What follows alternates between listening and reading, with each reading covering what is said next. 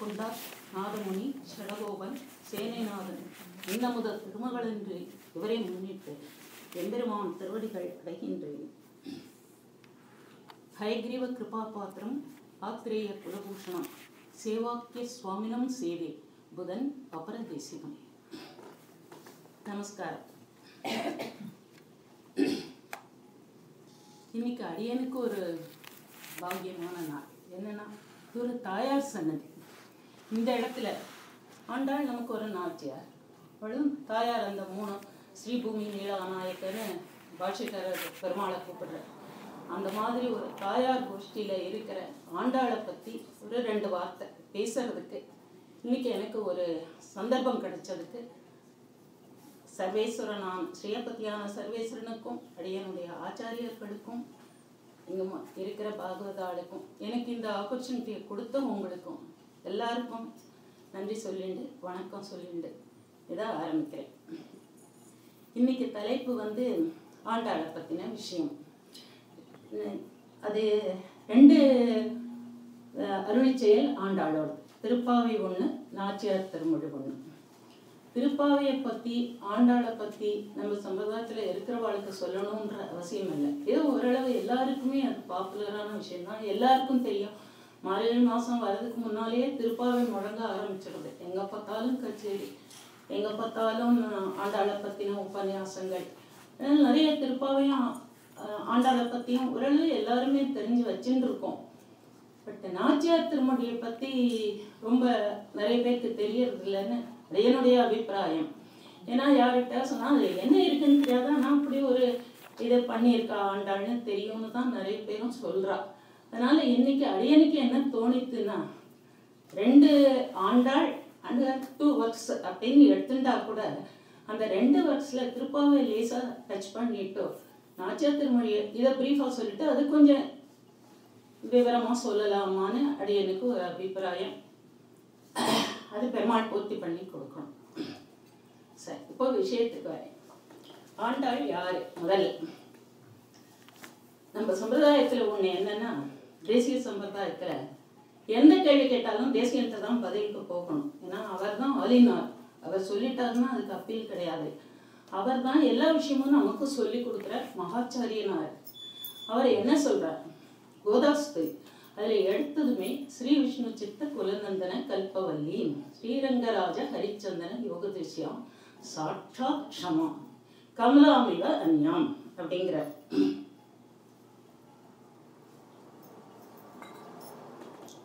அதாவது ஆண்டாள் யாருன்னு கேட்டேன்னா சாட்சா க்ஷமா. க்ஷமைனா பூமி தாய், பூமாதேவி, பூமி பிராட்டி, ஸ்ரீபூமின்னு சொல்றோம். அந்த பூமி தாயார் தான் ஆண்டாள். அவதான் சாட்சாத்தா, அவதான் ஆண்டாளா அவதரிச்சா. அடுத்து ஒரு வார்த்தை சொல்றார், கமலாமிவ அன்யாம். இவ பார்த்தா கமலா மாதிரியும் இருக்கா. கமலாங்கிறவ பெரிய பிராட்டி மகாலட்சுமி. கமலாமிவ அன்யாம், ஓ இவ இன்னொரு லக்ஷ்மியோ அப்படின்னு சொல்லலாம் போல இருக்கா, இல்ல லக்ஷ்மி மாதிரி இவ இன்னொருத்தி அப்படின்னு அவர் 2 விஷயங்கள் ஆண்டாளை பத்தி இங்க சொல்றார் சுவாமி தேசிகன். என்ன சொல்றாருன்னா, இவ சாட்சாத் பூமி தேவியினுடைய அவதாரம் அப்படின்னா பொறுமை. பூமாதேவினாலே பொறுமையில பூமாதேவி மாதிரின்னு சொல்றோம். சோ அகழ்வாரை தாங்கும் நிலம் போல தம்மை அகழ்வார் பக்க பூமியை தான் பொறுமைக்கு உதாரணமா சொல்றது எல்லாருமே. அதனால அவ பொறுமைக்கு இலக்கணமா பூமி தேவியா இருக்கா, அவளே அவதாரம் பண்ணியிருக்கா. ஆனா அவ கருணைய பார்த்தா மகாலட்சுமியை விட பெரியவளா இருக்காளே அப்படின்னு இவருக்கு ஒரு ஆச்சரியத்தோட தான் சொல்றார். அதனால கருணை பொறுமை 2ம் நிறைந்தவ தான் ஆண்டாள். அவகிட்ட பூமி தேவனுடைய அம்சமும் இருக்கு, மகாலட்சுமியினுடைய அம்சமும் இருக்கு. அந்த 2ம் சேர்ந்து அவதாரம் பண்ணினவ தான் ஆண்டாள். ஆண்டாளுடைய இது ஆண்டாள் யாரு ஆண்டாள்ன்ற கொஸ்டினுக்கு தேசியன் பதில் சொல்லிட்டார். இந்த ஆண்டாளுடைய அவதாரத்தை பத்தி இப்ப அடுத்தது நம்ம யோசிச்சோம்னா, எல்லாருக்குமே பெரிய ஆழ்வாரோட நந்தவனத்துல துளசி செடி கீழே அவ கிடைச்சா அப்படின்னு சொல்லி, இதுக்கு ஒரு இந்த மாதிரி அவதாரம் பண்றதுக்கு என்ன காரணம்னு யோசிக்கணும். பெருமாள் தசாவதாரம் எடுக்கிறார். அதையும் தேசிகன் சொல்றார், தேவோன சுபமாதுனோது தசதா நிர்வத்தேன் பூமிகாம்னு தசாவதார ஸ்தோத்திர ஆரம்பத்துல சொல்றார். பெருமாள் எடுக்கிற தசாவதாரம்ங்கிறதெல்லாம் ஒரு டிராமா. எதுக்கு அந்த டிராமானா அவருடைய அடியார்களை ரட்சிக்கிறதுக்காகவும் மற்ற ஜனங்களை பொதுவாக ஜீவராசிகளை ரட்சிக்கணும், அது அவரோட கடமை. அதுக்காக அவர் ரட்சிக்கணுங்கிறதுக்காக இது வந்து வாயால் சொன்னால் இது மாதிரி இருக்கிறத விட நடிச்சு காமிச்சா அவளுக்கு நல்லா மனசுல பதியும் அப்படின்னு நினச்சி இது ஸ்ரீரங்கம். அரங்கம்னாலே stage, all the world is a ஸ்டேஜ்னு சொன்னார். அதாவது இந்த இடத்துல பெருமாளை பொறுத்த வரைக்கும் இந்த லீலா விபூத்தியே அவருக்கு, அதனால தான் லீலா விபூத்தின்னு பேர். இங்கே வந்து அவர் விளையாடுறார், இங்கே வந்து அவர் நிறைய அவதாரங்கள் எடுக்கிறார். எல்லாம் நமக்காக தான், எல்லாம் நம்முடைய நன்மைக்காக. இந்த அவதாரத்தில் இந்த மேடையில் இவர் ஹீரோ வந்தார்னா ஹீரோயினா ஏதோ ஒரு பிராட்டி வந்து அவதாரம் பண்ணுறார். ஸோ இவா 2 பேரும் சேர்ந்து நாடகம் நடிக்கிறார் தன்னுடைய குழந்தைகளுடைய க்ஷேமத்துக்காக. இதுதான் தசாவதாரம்னு முதலையே தேசிகனா அதே நமக்கு சொல்லிக் கொடுக்குறாரு. சரி, அப்படி எடுத்தோம்னா இந்த பூமாதேவி யாரு, இவ ஏன் ஆண்டாளா அவதரிச்சா? இதுக்கு ஒரு காரணம் இருக்கு. வராகனைனார்னு சொல்றோம், மகாவராகம் போத்ரி மகா போத்ரின்னு சொல்ல வராக அவதாரம் எடுத்து பெருமாள் பெருமாள் அவதாரம். இந்த அவதாரத்துல பூமாதேவி தான் அவருக்கு ஜதையா வந்து பிறக்கிறார். இந்த பூமி தேவி வந்து எப்படின்னா ஹிரண்யாட்சன் வந்து சமுத்திரத்துல கொண்டு அவளை வச்சுடுறோம் பூமாதேவியை. அவள் ரொம்ப கஷ்டப்பட்டு. அப்ப பெருமாள் வந்து மகாவராகமாகி அப்படின்னு பெரிய வராக உருவம் எடுத்துண்டு, பன்றி ரூபம் எடுத்துண்டு அவளை சமுதிரத்துக்குள்ளேருந்து மீட்டு வெளியில எடுத்துட்டு வந்துடுறார். எடுத்துட்டு வந்ததும் அவ சந்தோஷமா இருக்கணுமோ? இல்லை. அவர் கேட்கிறார், என்ன நான் தான் ஒன்று மீட்டுண்டு வந்துட்டேன், நீ எதுக்கு வருத்தமா இருக்கு? இந்த சமுத்திரம் ஒண்ணுமில்லாத சமுத்திரம், இதுலேருந்து என்ன மீட்டு? ஆனா நம்ம குழந்தைகள்லாம் இந்த சம்சாரத்துல அல்லல் பட்டண்டு மறுபடி பிறக்கிறா, மறுபடியும் மரணம், புனரப்பி ஜனனம் புனரப்பி மரணம்னு இந்த ஜனங்கள்லாம் எவ்வளவு மறுபடி கஷ்டப்பட்டு அவளுக்கு ஒரு வழி சொல்லக்கூடாதா? நீங்க அவளை எப்படி உதாரணம் பண்ண போறீங்க? அவ மேல வர்றதுக்கு, அவ இந்த சம்சாரத்திலிருந்து வெளியில வந்து பகவானோட திருவடிகளை அடைஞ்சு அந்த சாஸ்வதமான, அதாவது இதெல்லாம் அனித்தியம், அது சாஸ்வதம், அந்த சாஸ்வதமான பரமபதம்ங்கிற இதை எப்படி அடையிறது? பெருமாளோட திருவடியில அவ எப்படி கைங்கரியம் பண்ணுவா? இதுக்கு ஏதாவது ஒரு லகு உபாயம் சொல்லுங்க. எனக்கு குழந்தைகள் கஷ்டப்படுறதை பார்த்தா ரொம்ப கஷ்டமா இருக்கு. ஏன்னா இவ தாயார், தகப்பனார்த்து கேட்கிறா, இதுக்கு ஏதாவது ஒரு வழி சொல்லுங்க. அப்ப அவர் சொல்ற 2 ஸ்லோகம் சாதிக்கிறார். அதுக்கு நம்ம சம்பிரதாயத்துல வராக சர்ம ஸ்லோகம்னு பேர். மொதமா நம்ம விசிஷ்டாத்வைத பிலாசபி இல்ல ஸ்ரீ வைஷ்ணவ சித்தாந்தம் எப்படி எடுத்துட்டா 3 சர்ம ஸ்லோகங்கள் ரொம்ப ஃபேமஸ். ரொம்ப அது பகவான் சாட்சாத்தா தானே அருள் செய்தவையவை. ஒன்று ராமச்சரம ஸ்லோகம், கிருஷ்ண சர்ம ஸ்லோகம், வராக சர்ம ஸ்லோகம். ராமச்சரம ஸ்லோகத்தை கடற்கரை வார்த்தைன்னு சொல்லுவார். அவர் விபீஷண சரணாகதியில சொன்னது. அதான் சக்கரதேவ பிரபனாய தவாஸ்மி தியாச்சதி அபயம் சர்வபூதேவியோ ததை எதத்வர்த்தம் ஆனா இப்படின்னு அவர் சொன்னார். இவர் கிருஷ்ணன் வந்து சர்வதமான பர்த்திஜம் மாமேக்கம் சரணம் ரஜ அஹம் சர்வ பாபேவியும் மோட்சிஷ்யாமி மாசுச்சகான்னு சொன்னார். இது தேர்தட்டு வார்த்தை. அர்ஜுனனுடைய தேர்ல அர்ஜுனனை வந்து நீ இது பண்ணு, யுத்தம் பண்ணுன்னு சொல்றதுக்காக ஆரம்பிச்சு அந்த சொல்ற பிரகரணத்துல அந்த கான்டெக்ட்ல சொன்ன சர்ம ஸ்லோகம். இது 2 காட்டிலும் இந்த வராக சர்ம ஸ்லோகம் சுப்பீரியர்னு ஆச்சாரியாருடைய அபிப்பிராயம் பண்ணிரு. எல்லாரும் ஒரே வார்த்தையா சொன்னது 3 சர்ம ஸ்லோகத்திலையும் வசத்தி வராக சர்ம ஸ்லோகம். இது எப்படி வசத்தி, ஏன் வசத்தின்னு சொன்னான்றத சொல்றேன்.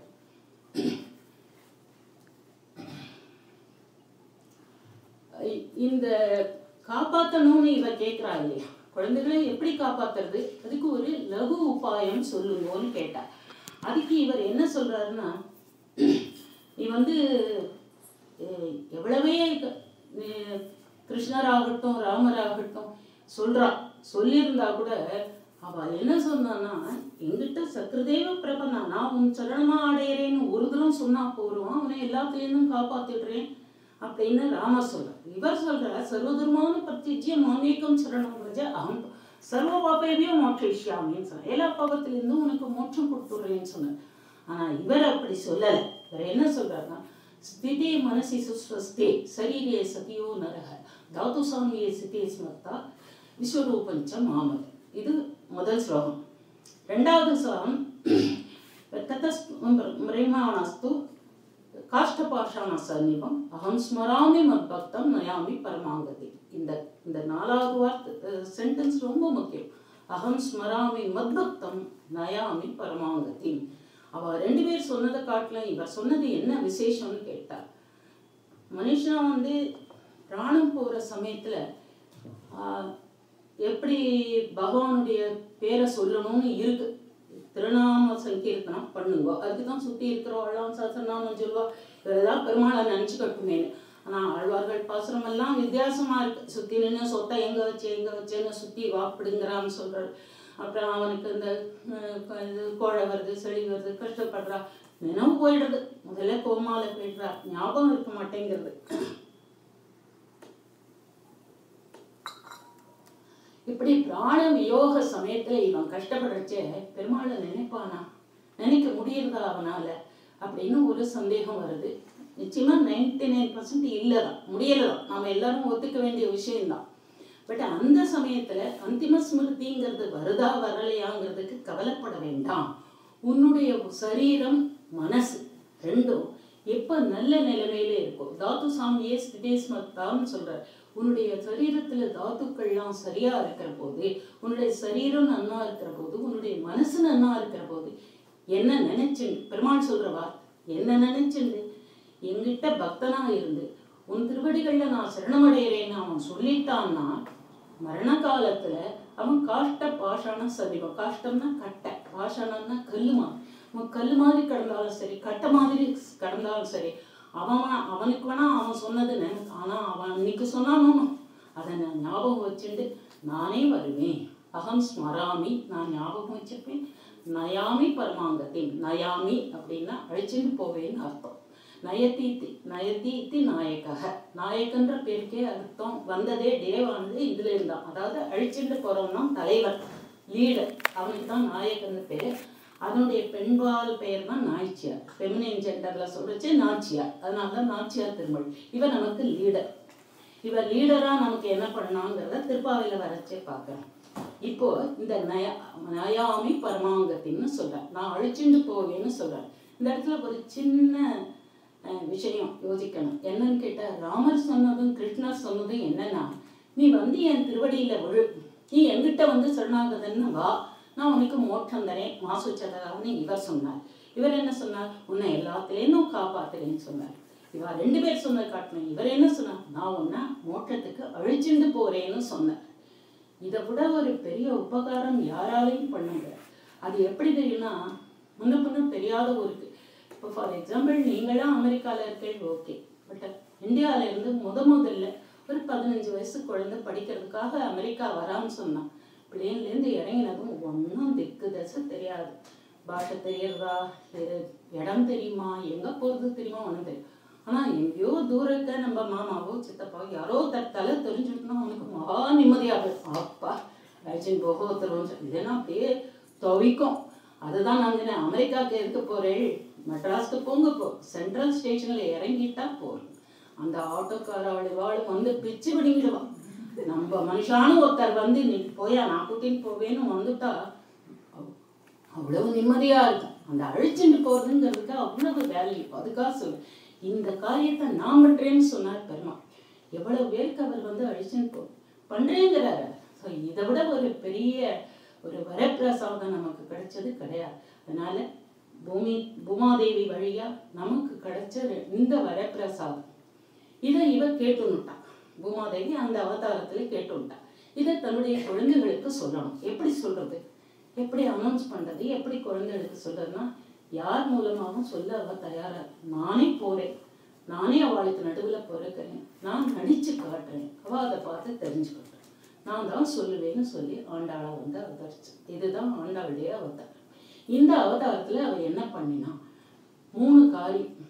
அதாவது திருப்பாவை, அதை வந்து வேதம் அனைத்துக்கும் வித்துன்னு சொல்றா, சர்வோபஜீவியம் அமிர்தம்னு சொன்னார் தேசிகன். எல்லாருக்கும் உபஜீவியமான அமிர்தம். இந்த திருப்பாவைங்கிறத அமிர்தத்தை சாப்பிட்ட நம்ம பருகிட்டோம்னா அப்புறம் நமக்கு நித்தியத்துவம் வந்துடும், அழிவில்லை அப்படிங்கிற மாதிரி இவ்வளவு வசதியா தேசிகன் கோதாசுதியில அந்த திருப்பாவையை அவ்வளவு கொண்டாடி இருக்கு. அது இப்போ இந்த திருப்பாவை வந்து நம்ம வந்து எப்படி ஆண்டாள் என்ன இதுல சொன்னா அப்படின்னு கேட்டா, 3 விஷயம் கவனிக்கணும். 3 30 பாட்டு. இதை 3 10 பிரிச்சுட்டோம்னா, முதல்ல பகவான திருநாம சங்கீர்த்தனம் பண்ணுங்கோ. ரெண்டாவது அவன் திருவடிகள்ல புஷ்பங்களால அர்ச்சனை பண்ணுங்கோ. மூணாவது அவங்கிட்ட சரணாகதி அடைங்கோ. இதுதான் திருப்பாவினுடைய சாரம். 3 வரியில சொல்லிடலாம், 30 பாட்டுல சொன்னாங்க. அந்த 30 பாட்டுல சொன்னதுடைய சுருக்கமே இதுதான். இது திருப்பாவை. இங்க 3 நடந்தது எனக்கு. அதான் முதல்ல திருநாம சங்கீர்த்தனம் சசநாமம் சேவிச்சோம். மாமி ரொம்ப அழகா புஷ்ப மாலை சாத்தியிருக்கா, ரொம்ப சந்தோஷமா. அந்த புஷ்பம் சமர்ப்பிங்கோ, அதான் கேட்கிறாரு. திருநாம சங்கீர்த்தனம் பண்ணி மலர்களால என்னை அர்ச்சனை பண்ணி என்கிட்ட சரணம்னு வாங்குன்னு பெருமாள் சொன்னதை திருப்பாவையில தாயார் நடத்தி காமிக்கிறார். அதான் இது ஆண்டாளுடைய அவதார ரகசியம். ஏன்னா ஒவ்வொரு அவதாரத்துக்கும் ஒரு ரீசன் இருக்கும். காரணம் இல்லாம காரியம் இல்லை, ரீசன் இல்லாம ஒண்ணு இதை வர போறது இல்லை. அந்த மாதிரி இது ரீசன். தாயார் அவதாரம் பண்ணியாச்சு, திருப்பாவை சாதிச்சார். திருப்பாவை நிறைய பாசுர வாரியா அர்த்தங்கள்லாம் சொல்லலாம். அதுக்கு நிறைய திருப்பாவைக்கே தனியா நிறைய டைம் வேணும். இப்போ நான் ரொம்ப ஷார்ட் ஃபார்ம்ல திருப்பாவையில அவ என்ன சொல்லியிருக்காங்கிறத மட்டும் சொல்றேன். திருப்பாவையில நம்ம சம்பிரதாயத்துல தெரிஞ்சுக்க வேண்டியது தத்துவஹித புருஷார்த்தம்னு சொல்லு. அதாவது வாட் இஸ் த பிலாசபி, நம்மளுடைய பிலாசபி என்ன, விசிஷ்டாத்வைத பிலாசபி, ஸ்ரீ வைஷ்ணவ சம்பிரதாயம்னு சொல்றோமே, அதனுடைய தாற்பயம் என்னன்னா தத்துவங்களை புரிஞ்சுக்கணும். சித்து அச்சித்து ஈஸ்வரன்னு நமக்கு 3 தத்துவம் இருக்கு. இந்த 3 தத்துவத்தினுடைய இது என்ன, ஒரு கனெக்ஷன் எப்படி இருக்குன்னா நம்ம பிலாசபி. இது ஒரு பெரிய விஷயம். ஆனா கூட நான் சுருக்கமா சொல்றேன். சரீராத்ம பாவம்ங்கிறது நம்மளுடைய ஒரு என்ன சொல்றது, ஒரு விசேஷமான ஒரு விஷயம். அது எப்படின்னு கேட்டா, ஒரு சரீரம், அதுக்குள்ள ஒரு ஆத்மா. சரீரம் வேற, ஆத்மா வேற. பெருமாள் எல்லா சரீரத்துக்குள்ளேயும் ஆத்மாவா இருக்கார் அப்படின்னு ஜெனரலா சொல்றோம். இப்போ என்னுடைய எந்த சரீரத்துக்குள்ள என்னுடைய ஆத்மா இருக்கு. அதே மாதிரி பகவான் ஒரு ஆத்மாவா இருக்கான்னா அவனுக்கு சரீரமா சித்து ரெண்டும் இருக்கு. இதுதான் நம்மளுடைய பிரதான பிரதிதந்திரம்னு தேசியனுக்கு ஒரு பேர் சொல்ல. அதாவது எக்ஸ்க்ளூசிவ், வேற எந்த சம்பிரதாயத்திலையும் கிடையாது. ஆனா இந்த ஒரு பாயிண்ட புரிஞ்சுனுட்டா விசிஷ்டாத்வைத பிலாசபி மாதிரி ரொம்ப அருமையா புரியக்கூடிய பிலாசபி வேற எதுவுமே இருக்காது. ஆனா இதை புரிஞ்சுக்கணும். சரீராத்ம பாவம், நாமெல்லாம் சரீரம் பகவானுக்கு, பகவான் தான் ஆத்மா. ஸோ அவனுக்கு நம்மளை காப்பாற்ற வேண்டிய கடமை இருக்கு. நான் சரீரம் ஆத்மாவுக்கு என்ன செய்யணுங்கிறது நம்ம யோசிக்கணும். இந்த சரீரத்தை வச்சுட்டு நம்ம ஆத்மாவுக்கு நம்ம என்ன செய்யறோம் அப்படிங்கிறத யோஜனை பண்ணணும். இதை யோசிக்க சொல்றது தான் திருப்பாவை. திருப்பாவையில ரொம்ப அழகா சொல்ற. அதே மாதிரி அர்த்த பஞ்சகம்னு சொல்ற. அதாவது ஜீவாத்மா பரமாத்மா. இந்த ஜீவாத்மாக்கள் அந்த பரமாத்மாவை அடையிறதுக்கு உபாயம் என்ன, that is means of liberation. அந்த உபாயம் என்ன, அந்த உபாயம் அது பண்ணினதுனால அவனுக்கு கிடைக்க போற ரிசல்ட் என்ன, அதை பண்ண விடாம இவனுக்கு எவ்வளவு தடங்கள், நிறைய ஹிண்ட்ரன்ஸ் எவ்வளவோ வருது, அதெல்லாம் என்ன. இது 5 அர்த்த பஞ்சகம் சொல்லு. இந்த அர்த்த பஞ்சகம் ஆகட்டும், இந்த தத்துவத்திரியம் ஆகட்டும், பெருமாளோட பர வியூக விபவன 5 நிலைகள் சொல்றோமே, அர்ச்சா ரூபி அந்தரியாமி, எல்லாம் திருப்பாவையில பாடியிருக்கு. எல்லாத்துக்கும் மேல வேதம் அனைத்துக்கும் வித்து. வேதத்துல என்னென்ன உபநிஷத் சாரம் திருப்பாவை. அதனால திருப்பாவை 5 நிமிஷத்துல 10 நிமிஷத்துல பேசி முடிக்கவே முடியாது. ஜஸ்ட் ஒரு இன்ட்ரோடக்ஷன் மாதிரி இது சொன்னேன். ஆனா இன்னும் ஈஸியா பார்த்தோம்னா திருப்பாவை ஒரு நாடகமா தாயார் நடிச்சு காட்டுறார். கொஞ்சம் கண்ணை முடிந்து யோசிச்சு பார்த்தேன்னா 6வது பாட்டுல இருந்து. ஏன் 6வது பாட்டு சொல்றேன்னா, முதல்ல 5 பாட்டு உபோத்காதம், என்ன சொல்ற முன்னுரை மாதிரி வச்சுக்கோ. அதாவது தனியன்னு சொல்றோம் இல்லையா, ஒவ்வொரு இதுக்கும் தனியன் சொல்றோம். தனியன் மாதிரி இந்த 5 பாட்டு. அதாவது இந்த ஒர்க்குக்குள்ள நான் யாரை பத்தி பேச போறேன், என்ன பண்ண போறோம், நாங்கெல்லாம் என்ன நோன்பு பண்ண போறோம், அந்த நோன்பு டுவர்ட்ஸ் யாரை பத்தி, அவங்ககிட்ட நாங்க எப்படி கேட்க போறோம், நாங்க என்ன அடைய போறோம், இதெல்லாம் முதல் 5 பாட்டுல சுருக்கமா காமிச்சு கொடுக்கலாம். 6வது பாட்டுல இருந்து திருப்பாவை தொடங்குறதுன்னு வச்சுக்கோ. கண்ணை முடிப்பாங்க. உள்ளம் சிலமையான் புள்ளறையின் கோயிலில் இப்படி கண்ணை உண்டா ஒரு ஸ்டேஜில் இப்படி காட்டுறா. ஏர்லி மார்னிங் 4 மணி டைம், பறவைகளோட கொஞ்சம் சத்தம் கேட்கறது, அப்படி கொஞ்சம் கொஞ்சமாக வெடியறது, பசுமாடு பால் கறக்க வர, கண்ணுக்குட்டி ஓடுறது, இந்த தயிர் கடையிற சத்தம் கேட்கறது, இப்படி எல்லாத்தையும் அந்த முதல்ல 2வது 5ன்னு சொல்ற. ஸோ 5 தான் திருப்பாவை பார்க்கணும். முதல் 5 பார்த்தாச்சு, 2வது 5 3வது 5, அதாவது அடுத்த 10 பாசுரங்கள். 10 பாசுரங்களும் தோழிகளை எழுப்புற பாசுரம். இவ ஆண்டாள் காலங்காத்தால வாக்கிலேருந்து கிளம்பி ஒவ்வொரு கிரகமா போய் ஒவ்வொரு தோழியா கதவை தட்டி எழுப்பி எல்லாரும் வாங்கோ கிருஷ்ணன்கிட்ட போய் பேசுவோம் அப்படின்னு அழிச்சுட்டு போது அந்த அடுத்த 10 பாசுரங்கள் ஆக 15 பாசுரம் ஆயிடுது. அது பார்த்தா அந்த ஒவ்வொன்றும் நீங்க அது ஒரு டிராமான்னு நினைச்சுட்டு படிச்சு பார்த்தேன்னா ரொம்ப நல்லா இருக்கும். அந்த அனுபவமே நல்லா இருக்கும். அப்படி போய் அதுக்கப்புறம் நந்தகோபன் திருமாலைக்கு போயிடுறேன். அங்கே வாயில் காப்போம் கோயில் காப்போன்னு நாயகனான் இந்த நந்தகோபனுடைய கோயில் காப்பானேன்னு அங்கே போயிடுறேன். போய் அவனுக்கு கூப்பிட்டா அப்பா செத்த கதவை திறடப்பா அப்படின்னு சொல்லி கதவை திறந்து உள்ள அவர் நந்தகோபர் படுத்துட்டு இருக்கார். அப்புறம் யசோதை படுத்துட்டு இருக்கார், பலராமன் படுத்துட்டு இருக்கான், கிருஷ்ணர் நப்பின்னை வாழெல்லாம் எழுப்புறார். எழுப்பி கிருஷ்ணரை நீ ஏந்து வான்னு சொல்றா. அப்புறம் ஏந்து வரார். எதுக்கு வந்து கேட்கிறா, பதில் சொல்றா. இவா கேட்கறதெல்லாம் அவரும் கொடுக்குறார். எல்லாருமா சேர்ந்து மூட நெய்வேதி முழங்கை வெள்ளுவார சக்கரை பொங்கல் பண்ணி எல்லாரும் காணகம் போய் எல்லாம் ஷார்ட்டா சந்தோஷமா முடிஞ்சு வச்சு. இது திருப்பாவை டிராமா. இதுல வந்து ஹீரோ கிருஷ்ணன். இதை நடிச்சு இந்த டிராமா நடத்துறவ ஆண்டாள். இவ நடத்தி காமிச்சிட்டா. இந்த ஆங்கிள் படிங்க, நிஜமாவே நல்லா நிஜமாவே ஒரு டிராமா பார்க்குற மாதிரி தோணும்.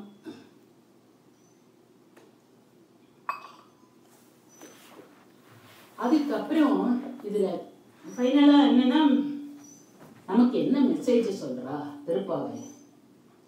நாராயணனே நமக்கே பைதர்வான் சொல். பெருமாள் ஒத்தர் தான் நமக்கு காப்பாற்றக்கூடியவர் பெருமாள். தூயோமாய் வந்து தூமலர் தூவி தொழுது வாயினால் பாடி மனத்தினால் சிந்தி சொல்லிட்டாள. அந்த வராக பெருமாள் சொன்னதெல்லாம் இங்க சொல்லிட்டாள. முடிஞ்சிச்சு. தூய்மைன்றது பியூரிட்டி. சரீரத்துல மட்டும் இல்லை, மனசுலயும் இருக்கணும். என்ன பியூரிட்டி இருக்கு மனசுல? என்ன இருக்குன்னா அந்த மகா விசுவாசம் வரணும். பெருமாள் தான் காப்பாற்றுவார். யார் யாரோ காப்பாற்றுவான்னு நினைச்சுங்க அவா சொன்னா இவா சொன்னான்னு கண்ட தெய்வங்கள் தேவதைகள் காலில் போய் விழுறத பெருமாள் தான் காப்பாற்றுவார் அப்படின்னு சொல்லி நினைக்கிறதான் தூய்மை. அந்த தூயமாய் வந்து தூமலை தூவி சொன்னாரா, அங்க தொழுது அங்க சொன்னாரா, வாயினால் பாடி நாம சங்கீர்த்தனம் சொன்னாரா. இதான் வராகச்சரண ஸ்லோகத்துல பெருமாள் என்ன செஞ்சா நான் காப்பாத்துவேன்னு சொன்னாரோ அது அத்தனையும் திருப்பாவையில சொல்லிட்டேன். அவ்வளவுதான். திருப்பாவை ஒரு மாதிரி முடிச்சுட்டேன். அடுத்தது நாச்சியார் திருமொழி. இதுல திருப்பாவை தனியன்ல வந்து ஒரு 2 விசேஷம் இருக்கு. அதை சொல்லிட்டு நான் நாச்சியார் திருமொழிக்கு வரேன். திருப்பாவை தனியன் நீலாதுங்கத்தனகிரி தட்டி சுத்தம் உத்போதிய கிருஷ்ணம் பாராத்தியம் சொன் சுதி சுதசிர சித்தம் அத்தியாபயத்தி சோச்சிஷ்டாயாம் சிருஜினிகிருத்தம் யாபலாத்கிருத்தியமுத்தே கோதாத்தஸ்யே அமைதமிதம் புகே வாஸ்து போய். இதுல 2 வார்த்தை கவனிக்கணும். நீலாதுங்கஸ்தனகிரி தட்டி சுத்தம் உத்போத்தியம் கிருஷ்ணம் பாராத்தியம் சொன் சுதி சுதசித்தம் அத்தியாபயந்தி. இந்த அத்தியாபயந்தின்ற வார்த்தையும் உத்போத்தியன்ற வார்த்தையும் அப்படியே உயிரான பதங்கள். பட்டர் பாடி இருக்கார். அவ்வளவு உயிரான என்னன்னா உத்போத்தியன எழுப்பறான்னு அர்த்தம். தூங்குறவாளை எழுப்புறது. அத்தியாபயந்தி டீச்சர்ஸ் கற்பிக்கிறாள். தமிழ்ல சொன்னா கற்பிக்கிறாள், எடுத்து சொல்றாள், அட்வைஸ் பண்றா, இல்ல டீச் பண்றா. அது அத்தியாபகன்னு சொல்றோம். அத்தியாபயந்தின்னா அந்த வேலை அவ பண்றா. யாருக்கு பண்ணினா நான் எழுப்புறான்னா நம்ம ஏதோ நினைச்சிட்டு இருக்கோம் அந்த தோழிகளை இல்லை, 3 பேரை எழுப்புறா. முக்கியமான 3 பேரை எழுப்புறா. அக்கார்டிங் டு அவர் சம்பிரதாயம். ஜீவாத்மாக்கள்னா தூங்கின்னு இருக்கக்கூடாது. பெருமாள் திருவடியை சேர்றதுக்கு பிரயத்தனம் பண்ணுங்கோ. பிரயத்தனம்னா என்ன? சிறுநாகதி பண்ணுங்கோ, பக்தி பண்ணுங்கோ, சிறுநாகதி பண்ணுங்கோ. தூங்காதங்கோ, தூங்காதே தம்பி தூங்காதேன்னு எழுப்பி விடுறா. ஒவ்வொரு ஜீவர்களையும் எழுப்பி விடுறா. முதல்ல எழுப்பல் இதாச்சு. அடுத்தது அங்க போறச்சு ஆச்சாரியன் வழியா தான் போகணும். அவர் தான் நந்தகோபர். பெருமாளோட, அதாவது நம்ம சம்பிரதாயத்துல ஆச்சாரியனை முன்னிட்டேன். நான் முதலே அந்த பாசுரம் சொன்னேன். எம்பெருமான் திருவடிகள் அடிக்கின்றேன் என்னுயிர் தந்தளித்தவரை சரணம் முக்கணும் தேசிய அதிகார சங்கரத்துல பாசுரம் பாடியிருக்கார். ஆச்சாரிய கிரமம், அந்த குரு பரம்பரையை தியானம் பண்ணிக்கணும். அந்த குரு பரம்பரை வழியா போச்சு நம்ம ஆச்சாரியர்களை முன்னிட்டு தாயார் திருவடிகளை அடைஞ்சு அப்புறம் பெருமாள் திருவடிக்கு போகணும். இதுதான் வழி, போக வேண்டிய நியமம். இதுல ஆச்சாரியன் இந்த இடத்துல நந்தகோபர். அவரை எழுப்பறான்னு சொல்லக்கூடாது. ஏன்னா அவர் ஆச்சாரியன் ஒரு நாளும் தூங்க மாட்டார். அவர் தான் தவிச்சுன்னு இருக்காரு. இந்த ஜீவர்கள்லாம் நம்ம கிட்ட வரமாட்டாளா, பெருமாள்கிட்ட கொண்டு சேர்க்கலாமே அப்படின்னு சொல்லி திருவடியில நம்மளை பரநியாசம் பண்ணி வைக்கிறார். அது பெரிய உபகாரம். அதுக்கு ஆச்சாரியெல்லாம் கூப்பிடுறாங்க நம்மள. அவ எங்க தூங்குறா பாவம், அவளுக்கு நம்மளை பத்தின கவலை, ஆச்சாரியர்களுக்கு சிஷ்யாவை பத்தின கவலை. அதனால இவன் நந்தகோபரை எழுப்பறதா அங்க இருக்கா. நந்தகோபாலா எழுந்திரான்னு சொன்னா அந்த இடத்துல இவாள்லாம் அவரை எழுப்பறதா சொல்றது இல்லை.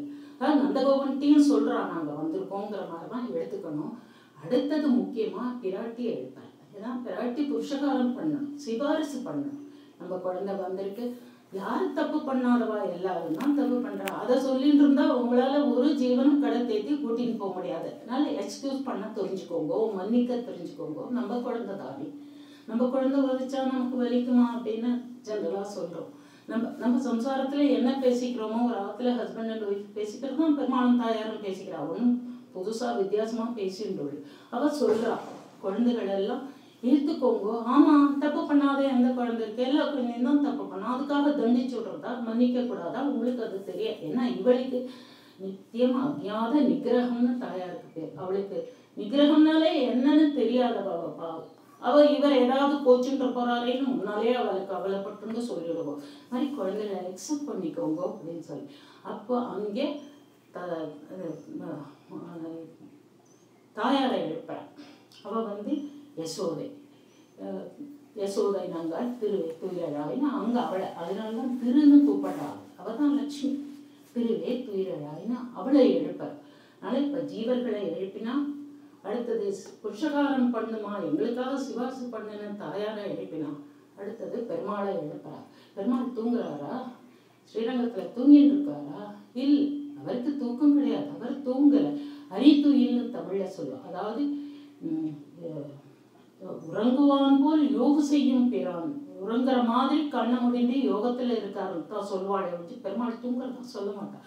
ஆனா இங்க கிருஷ்ணன் வேணும்னு தூங்குற மாதிரி நடிச்சுட்டு படுத்துட்டு இருக்கு. இது பொல்லாத்தனம். இது வாழலாம் வரான்னு நல்லா தெரியும். நல்லா இழுத்து கொத்திட்டு தூங்குற மாதிரி இது பாவனா பண்ணிட்டு இவன் எழுப்புறாங்க. அப்ப பெருமாளுக்கு என்ன சொல்றா, ஊற்ற முடியாய் பெரியாய் உலகினில் தோற்றமாய் நின்ற சுடரே துயிலழாய்ங்கிற. நீ சுடர், நீ வெளிச்சம் காட்டணும். நீ போய் தூங்கலாமா, லைட் ஆஃப் பண்ணிட்டு தூங்குற மாதிரி தூங்குற? இல்லை, உலகில் பெரியாய், நீதான் பெரியவன், நீதான் எங்களெல்லாம் காப்பாத்து, எங்களை ரட்சிக்கிற கடமை இருக்கிற போது நீ இப்படி தூங்கலாமான்னு சொல்லி பெருமாளுக்கே அத்தியாபயந்தி. அதனால இவ அத்தியாபயந்தி யார் யாருக்கு பண்ணினா, ஜீவராசிகளுக்கு பண்ணினா, பிராட்டிக்கும் பண்ணினா, பெருமாளுக்கும் பண்ணினா.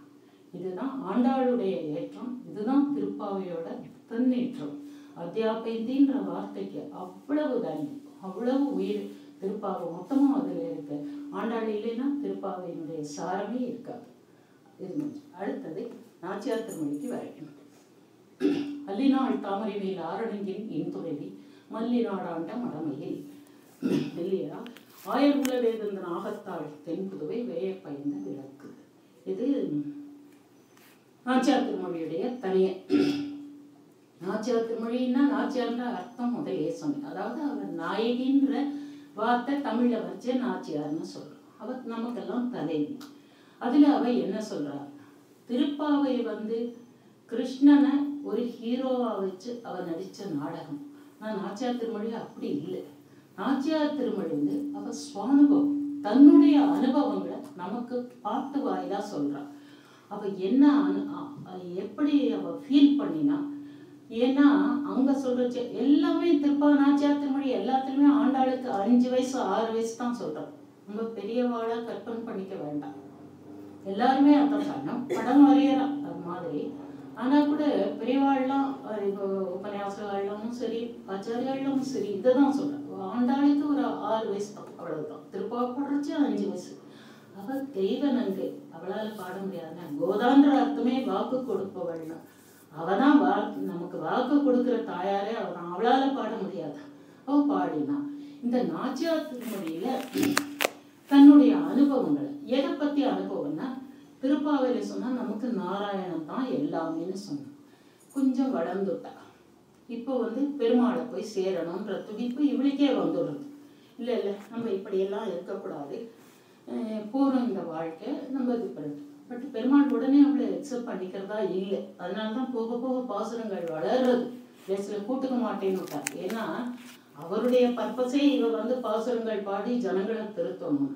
உடனே நான் வரேன்னு இந்த பாசுரங்களை யார் பாடுறது? இதே ஆன்சர் தான் நம்மாழ்வாருக்கும் சொல்றா, கலியன் திருமங்கி ஆழ்வாருக்கும் சொல்றா. அதாவது அவள்லாம் பல கோவில்ல சரணாகதி பண்றா. கோவிலா போய் திருமங்கி ஆழ்வார் பண்ற சரணாகதி பண்றா. சரணாகதி ஒரு தரம் பண்ணா போரும்னு சொன்னேன். அப்ப எதுக்கு இவர் பல தரம் பண்றார் அப்படின்னு ஒரு கொஸ்டின் வருது. அப்போ ஒரு தரம் பண்ணா போரும், சக்கரதேவ பிரபன்னாயன்னு சொன்னது தப்பா? அப்படியெல்லாம் இல்லை. அதாவது அங்க என்ன ஆன்சர் சொல்றான்னா, இவரை கூட்டதையும் அவ சேர்த்துட்டாருன்னா இவர் வந்த காரியம் முடியலையே, இப்பதான் வந்திருக்கா, வரேன்னு சொன்னா நீ எதுக்கு வந்த? அந்த வேலையை முடிச்சுப்பா, நான் உனக்கு உங்கேயும் ஓடி போகாது, இங்கதான் இருக்கு, நீ அங்கதான் வர போற, முதல்ல சொன்ன வேலையை முடிச்சு விட்டுவா. அதுக்காக தான் நாச்சியார் திருமொழி. நாச்சியார் திருமொழியில இவ என்ன சொல்றா, இவ என்ன பாடுறாங்கிறது ஒரு 14 பதிகம்.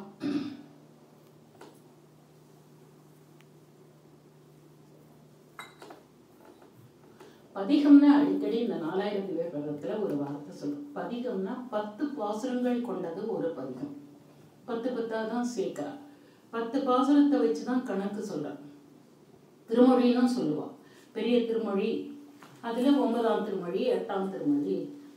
நம்மாழ்வார்து திருவாய்மொழி தான், அது திருமொழின்னு சொல்லக்கூடாது. இது திருமொழி, பெரியாழ்வார் திருமொழி, நாச்சியார் திருமொழி, பெரிய திருமொழி, இதெல்லாம் திருமொழி. திருவாய்மொழின்னு சொல்லியாச்சுன்னா நம்மாழ்வார் தான், அது வேற யாருன்னு சொல்ல முடியாது. ஸோ இந்த திருமொழின்னு சொல்லலாம், பதிகம்னு சொல்லலாம். பதிகம்ங்கிறது ரொம்ப பழக்கத்துல வந்த வார்த்தை, அதனால அநேகமா நான் அதை தான் சொல்லிட்டேன். இந்த பதிகம் வந்து 14 பதிகம் பாடுறேன். அப்போ 140 பாட்டு இருக்கணும், பாசுரங்கள் இருக்கணும். 4, 5, 6 3 பதிகத்துல மட்டும் எக்ஸ்ட்ரா ஒன்று. ஸோ 3 பாசுரம் ஜாஸ்தி. டோட்டலா 143 பாசுரங்கள் கொண்டது நாச்சியார் திருமொழி. இந்த 14 பதிகத்தையும் வரிசையா நம்ம பார்த்துட்டே போனாதான். ஏன்னா இன்னைக்கு சொல்றதே நான் நாச்சியார் திருமொழியை ஒரு பிரீஃப்னு சொல்ல வேண்டாம், கொஞ்சம் பெரிய இன்ட்ரோடக்ஷனா சொல்ற ஐடியாவில் தான் சொல்றேன். ஏன்னா நாச்சியார் திருமொழியில உள்ள விஷயம் என்ன இருக்குன்னு தெரிஞ்சுக்கணும், அதுக்காக தான் சொல்றேன். ஸோ இப்போ நம்ம 14ஐயும் வரிசையா பார்ப்போம். ஆண்டாள் வந்து திருப்பாவை முடிச்சாச்சு. இப்போ அடுத்தது அவளுடைய உத்தேசம் என்னன்னா, இனிமே பெருமாள்கிட்ட போய் சேரணும். அநேகமாக நம்ம வந்த காரியம் முடிஞ்சிருத்தோம்னு நினைச்சிருந்தாளா என்னன்னு தெரியல. ஆனால் பெருமாள் திருவிழா படலை. இன்னும் அவருக்கு பூமாலை மட்டும் போராது, பாமாலையும் வேணும் இவர்கிட்டேருந்து. என்ன தினம் பூமாலை சாத்தி நம்மளை ஏமாத்த பார்க்குறாரு. 2 பாமாலை வேணும்னு வெயிட் பண்றாரு பெருமாள். சரி, நாச்சியார் திருமொழி ஆரம்பிக்கலாம். எடுத்ததுமே தையொரு திங்கள். இதுல ஒரு விசேஷம் என்னன்னா, கவனிச்சிருப்பேன், மார்கழி திங்கள்னு திருப்பாவை ஆரம்பிக்கும். அடுத்த மாசம் தையொரு திங்களும் தரை விளக்கி தன் மண்டலமிட்டு மாசி முன்னாள்னு நாச்சியார் திருமொழி ஆரம்பிக்கும். அதனால மார்கழி மாசத்துக்கு திருப்பாவை, தை மாசத்துக்கு நாச்சியார் திருமொழின்னு வச்சுக்கலாம். வருஷம் பூரா படிக்கணும்னா இல்லைன்னு சொல்லலை, அட்லீஸ்ட் அந்தந்த மாசங்களையாவது படிச்சு விடலாம். அது இருக்கட்டும். தையொரு திங்களும் தரை விளக்கி தன் மண்டலமிட்டு மாசி முன்னாள் ஐயனும் மணல் கொண்டு திருவணிந்து அழகினை கலந்தரித்த அனங்கதேவா. அனங்கதேவன்னா யாரு? அனங்கதேவனா மன்மதன், காமன்னு சொல்றான். காமதேவன் சொல்ற, அவனுக்கு தான் சரீரம் கிடையாது, அங்கம் இல்லாதவன் அனங்கன். அனங்கதேவன் காமதேவன். காமதேவன்றவன் சரீரம் இல்லை. இந்த காமதேவனுக்கு என்ன காரியம்? ஜனங்களுக்கு நடுவுல அவளுக்கு ஒரு சட்டன் ஏஜ் வந்தாவிட்டு ஒரு ஆண் பெண்ணுக்கு நடுவுல ஒரு அட்ராக்ஷனை உண்டாக்கலாம். ஏன்னா அந்த அட்ராக்ஷன் வந்தாதான் இந்த சம்சாரம்ங்கிறது நிலைக்கும். அதுக்காக இது பகவன் நியமனத்துல அவன் செய்யற காரியம், அவனுக்கு பெருமாள் கொடுத்த டியூட்டி, அவன் அதை செய்யறான். அதனால இப்போ ஒரு ஹஸ்பண்ட் ஒய்ஃபு பிரிஞ்சிருக்கா, இல்லை ஒரு லவர்ஸ்ன்னு வச்சுக்கோங்களேன், ஒரு ஆணும் பெண்ணும் நேசிக்கிறார், அவ 2 பேரும் சேரணும்னா யாரை சேர்க்க? இதுக்கு சேர்த்து வைக்கன்னு ஒரு தெய்வம் இருக்கும், அதை பிரார்த்திக்க வேண்டியதான். So easy. யார் அதுன்னு பார்த்தா காமதேவன். ஸோ இவ காமதேவனை வணங்குறா. இந்த இடத்துல ஒரு சின்ன இது இருக்கு. இவ பெரியாழ்வாரை வந்து மற்ற தெய்வங்களை சேவிக்காதுன்னு சொல்லி அந்த மாதிரி பரமைகாந்தியா இருந்தவரோட பொண்ணு போய் காமதேவன் காலில் விழுவலாம்லாம் ஒரு பெரிய டிஸ்கஷன் இருக்கு, சர்ச்சை இருக்கு. நம்ம அந்த சர்ச்சைக்கே போக வேண்டாம். இதுக்கு தேசிகன் கொடுத்த ஆன்சரை மட்டும் சொல்றேன். தேசிகன் சொல்ற கிருஷ்ண ரூபாந்தரம்னு சொல்றாரு. காமதேவ காமபாலன்னு சசநாமத்துல சொல்ற காமதேவன்றது பெருமாளோட ரூபாந்தரம், அதாவது அனதர் ரூபம், அது ஒரு ரூபம். அவ்வளவு. பெருமாள் காமதேவனா இருந்து இந்த வேலை பண்றார் அப்படின்னு. சரி, இப்ப இவ காமதேவனை பிரார்த்திக்கிறார். என்ன பிரார்த்திக்கிறா? முதல் பாசுரத்துல கடைசியில ரொம்ப நீட்டா சொல்லிடுவோம். அதாவது எனக்கு வேங்கடவர்க்கென்னே விதி அப்படின்னு சொல்லுவோம். அதுதான் அங்க திருப்பாவை தனியன்லயே சொல்லிடுறோம். வேங்கடவர்க்கென்னே விதி என்ற மாற்றம் நாங்கடவா பண்ணமே நல்க. அந்த சென்டென்ஸ் எங்க இருக்குன்னா நாஞ்சியார் திருமொழியில முதல் பாசுரத்துல கடைசி சென்டென்ஸ். தையொரு திங்களும் தலை விளக்கி தன்மண்டம் மட்டும் ஆசிவா ஐயனுன் மனக்குண்ட திருவழுந்து அழகினை கலங்கரை தனங்க தேவா உய்யும் மாங்களோ என்று சொல்லி உன்னையும் உம்பியையும் தோழுவேன் வெய்யதோ தழலுமிழ் சக்கரக்கை வேங்கடவர்க்கென்னை விதிக்கிற்றியே. வேங்கடவன்னா திருவேங்கடவன். அவங்கிட்ட கொண்டு என்ன சேர்த்துடுன்னு கேட்கிறான். உன்னையும் உம்பியையும் தொழுதேன்னு சொல்றான். காமன் ஷாமன், அவன் தம்பி ஷாமன் அப்படின்னு வழக்கில் இருக்கு. காமனும் ஷாமனும் அண்ணன் தம்பியா இருக்குங்களாப்பா, அவங்க 2 பேரையும் சேவிக்கிறேன். எதுக்கு 2 பேரை சேவிக்கிறேன்னா, அங்க ஒரு அண்ணன் தம்பி இருக்கான், பலராமன் கிருஷ்ணன். இந்த தம்பியை சேவிக்காம விட்டா அந்த தம்பியை அழிச்சுட்டு வருவானோ மாட்டான். அதுக்காக 2 பேரையும் சேர்த்து சேவிக்கிறேன். இந்த அண்ணன் தம்பியை, அந்த அண்ணன் தம்பியில தம்பின்னு ஒருத்தன் இருக்கானே கிருஷ்ணன், அவன் தான் வேங்கடவனா இருக்கான். திருவேங்கடத்துல இருக்கான், திருமலையில, இங்க திருவரங்கத்துல இருக்கான், இங்க காட்டில் வேங்கடம், அதெல்லாம் அப்புறம் பாடப்பாரு. எல்லா இடத்துலையும் கிருஷ்ணருடைய சந்நிதிகள் எவ்வளவோ இருக்கா. அந்தந்த பெருமாளை பத்தி அவ அங்கங்க பாசுரங்கள்ல பாடுறா. எல்லாத்துக்கும் மூல காரணம் அவன் கிருஷ்ணன் தான். அவளுக்கு கிருஷ்ணன் மேல அதீத பிரேமை. இந்த பிரேமையை இந்த இடத்துல எப்படி நீங்க காமம்னு சொல்லலாம் அப்படின்னு இன்னொரு கொஸ்டின் வருது. அதுக்கு அதுவும் சொல்ற, அதாவது பக்தி மிஞ்சி போய் காமமா ஆயிடும் அப்படின்னு சொல்லி. இது அதாவது பக்தி தான், இது ஒரு விதமான பக்தி. ஆனா பெரியவா கிட்ட செய்யறிச்சு அதை பக்தின்னு சொல்றோம். அதுவே குழந்தைகிட்ட வரைச்சு வாத்சல்யம்னு சொல்றோம். ஸோ இந்த லவ்ங்கிற அந்த இங்கிலீஷ்ல அந்த ஒரே ஒரு வேர்டுக்கு சன்ஸ்கிருட்லயும் சரி தமிழ்லையும் சரி நிறைய வித்தியாசங்கள் இருக்கு. யாருக்கும் நடுவில் இது வருதோ அதற்கு தனித்தனி வார்த்தை இருக்கு. காதல்னு சொல்லியாச்சுன்னா அதுக்கு ஒன்று. வாத்சல்யம்னு சன்ஸ்கிருட்ல சொல்றோம். வாத்சல்யம்னா தன்னுடைய குழந்தைக்கு தாயாருக்கு ஏற்படுற அன்பு பேர், அது லவ் இல்லையா? ஆனா அதை அங்க காதல்னு சொல்றது, வாத்சல்யம்னு சொல்றோம். அதுக்கு ஒரு பேர் இருக்கு. ஸோ அந்த மாதிரி இவ தாயாருக்கு பெருமாள்கிட்ட போய் சேரணும்னு ரொம்ப ஆசையா இருக்கு. காமதேவனை பிரார்த்திக்கிறா. அந்த இடத்துல சொல்றா, வானிலை வாழும் வானவருக்கு மறையவர் வேள்வியில் வகுத்த அப்படின்னு ஒரு எக்ஸாம்பிள் கொடுக்குறாங்க. எப்படின்னா இந்த வேள்வியெல்லாம் பண்ற, யஜ்யம் பண்ற, அதுல ஹவிஸ்னு ஒண்ணு உண்டு. அந்த ஹவிர் பாகம் இது இந்திரனுக்கு போகணும் ஸ்வாஹா, இது வருணனுக்கு போகணும் ஸ்வாஹான்னு அந்த அக்னியில அந்த ஹவிர் பாகத்தை சேர்ப்பா. அந்த சேர்க்கிற போது இந்த ஹவிஸ் யாருக்கு சேரணும் சொல்லிதான் சேர்ப்பா. ஸோ கரெக்டா அந்த தெய்வத்துக்கு தான் அது போகும். அந்த தெய்வத்துக்கு தான் அந்த ஹவிர் பாகம். அது மாதிரி வானிலை வாழும் வானவர்க்குன்னு சொல்ல அந்த தேவதைகளுக்கெல்லாம் வச்சிருக்கிற ஹவிர் பாகத்தை ஒரு நரி இப்படி கிராஸ் பண்ணி அதை மோந்து பார்த்து பண்ணா எவ்வளவு அசிங்கம். யாருக்குன்னு இருக்கோ அவதான். இதுதான் அந்த கம்பராமாயணத்துல இதே உதாரணம் கம்பர் எடுக்கிறார். சொல்றேன், இந்த இடத்துல அந்த ஹவி கடப்பதும் மோப்பதும் செய்வதொப்ப அந்த மாதிரி செய்யக்கூடாது. யாருக்குன்னு நியமிச்சிருக்கோ அவளுக்கு போகணும். அது மாதிரி நான் மானிடவர்க்கென்று பேச்சுப்படி வாழகில்லேன் கண்டாய் மன்மதனே அப்படின்னு கிளீனா முதல் பாகத்துல கடைசியில சொன்னா, 2வது பாகத்துல இன்னும் டீட்டெயிலா வித்தவுட் எனி டவுட் புரிஞ்சுக்கோ. நான் உன்னை சேவிக்கிறேங்கிறக்கா நீ யார்கிட்டயாவது என்னை கொண்டு சேர்க்கிற. நான் கேட்கறது பெருமாளை தவிர வேற யாரும் இல்லை. மானிடவர்க்கென்று பேச்சு. ஏன்னா நான் பிறந்திருக்கிறது மானிட பெண்ணா. ஏன்னா பெரியாழ்வார் பொண்ணா வளர்ந்துட்டு இருக்காங்க. பிகாஸ் நம்மள மாதிரி பூலோகத்துல இருக்கிற பொண்ணு தானே. பூலோகத்துல இந்த அவாத்துல பிள்ளை இருக்கான் கல்யாணத்துக்கு, இவாத்துல பிள்ளை இருக்கான் கல்யாணத்துக்குன்னு பேசினாலே தெரியும். அதோட சூசைட் பண்ணிட்டோம். அந்த லெவலுக்கு போறான். ஏன்னா அந்த எக்ஸ்ட்ரீமா அதை சொல்றான்னா அவ பாசுரத்துல இருக்கு. மானிடவர்க்கென்று பேச்சுப்படி வாழகில்லேன் கண்டாய் மன்மதனை. ஏன்னா மன்மதனை கூட்டுதான் சொல்றா. நீ வேற யாருக்கிட்டேயும் என்னை காமிச்சு கொடுத்துறாத, நான் யாருக்காகவும் இல்லை, பெருமாளுக்காகவும். சரி உனக்கு என்ன வேணும்? கேசவ நம்பியை கால் பிடிப்பாள் என்னும் பேரு எனக்கு அருள் செய்கின்றார். அந்த இடத்துல கூட கேசவ நம்பியை கால் பிடிப்பாள், அவனுடைய திருவடிக்கு கைங்கரியம் பண்ணு. கல்யாணம் பண்ணிக்கணும்னு ஆசைப்படுறேன்னா அவனுடைய திருவடி கைங்கரியம் பண்ணு. ஏன்னா நம்ம எல்லாருக்குமே பெருமாளோட ஆத்ம விவாகம் தான், அதுதான் பரநியாசம். தெரிஞ்சிருக்கும்னு நினைக்கிறேன். 45ஆம் பட்டம் விஜயலா அழசிங்கர் அடிக்கடி சொல்லுவார், வெட்டிங் டேன்னு இந்த சரீர சம்பந்தமான கல்யாணத்தை கொண்டாடாதவங்க. அதாவது என்ன வெட்டிங் டேன்னா என்ன, ஒரு சரீரம் இன்னொரு சரீரம், நம்மளாம் ஜீவாத்மாக்கள், நமக்குள்ள நடந்த கல்யாணம்.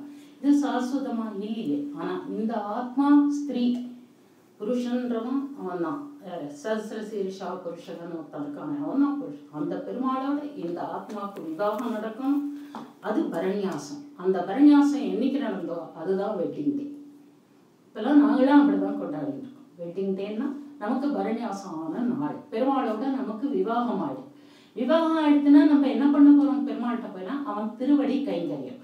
அதை தான் இங்கே காமிச்சு கொடுக்குறா. கேசவ நம்பியை கால் பிடிப்பாள் என்னும் இப்பேரு எனக்கு அருள் செய் மன்மதனை கேட்கிறார். இந்த 14 இதுலயும் பார்த்தீங்கன்னா ஒவ்வொன்றிலையும் ஆண்டாள் ஒரு மெசேஜ் வச்சிருக்கா. இப்போ இது கேசவ நம்பியை கால் பிடிப்பாள், விவாகம்ங்கிறது பெருமாளை நான் எதுக்கு கல்யாணம் பண்ணிக்கணும்? அவன் திருவடி கைங்கரியம் பண்ணணும். ஸோ நம்மளும் ஆத்ம விவாகத்துக்கு ஆசைப்படணும். பெருமாள் திருவடி கைங்கரியம் பண்ண நமக்கு என்னைக்கு பிராப்தம் வரும்னு காத்துருக்கணும். இது முதல் பாசம். அடுத்தது 2வது நாமமாயிரம். நாமமாயிரம் ஏத்த நின்ற நாராயணா நரனே அப்படின்னு 2வது பதிகம். இந்த பதிகத்துல ஒரு கிருஷ்ணனுடைய லீலையை சொல்றா. 1, 2, 3 இந்த 3 பதிகமும் அந்த திருப்பாவினுடைய கண்டினியூஷன் மாதிரி வர்றதுனால கோபிகை பாவனையில பாடுறதா பெரியவாள்லாம் சொல்றார். பெரியவாள்லாம் அபிப்பிராயப்பட்டிருக்கா. 1, 2, 3. ஏன்னா இந்த 3 பாசுரத்திலையும் குழந்தை கிருஷ்ணன் கோகுலத்துல பண்ணின விஷமங்களை பாடுறார். அதனால இவ கோபிகை பாவனையில இருந்து பாடுறதா அர்த்தமா இருக்கு.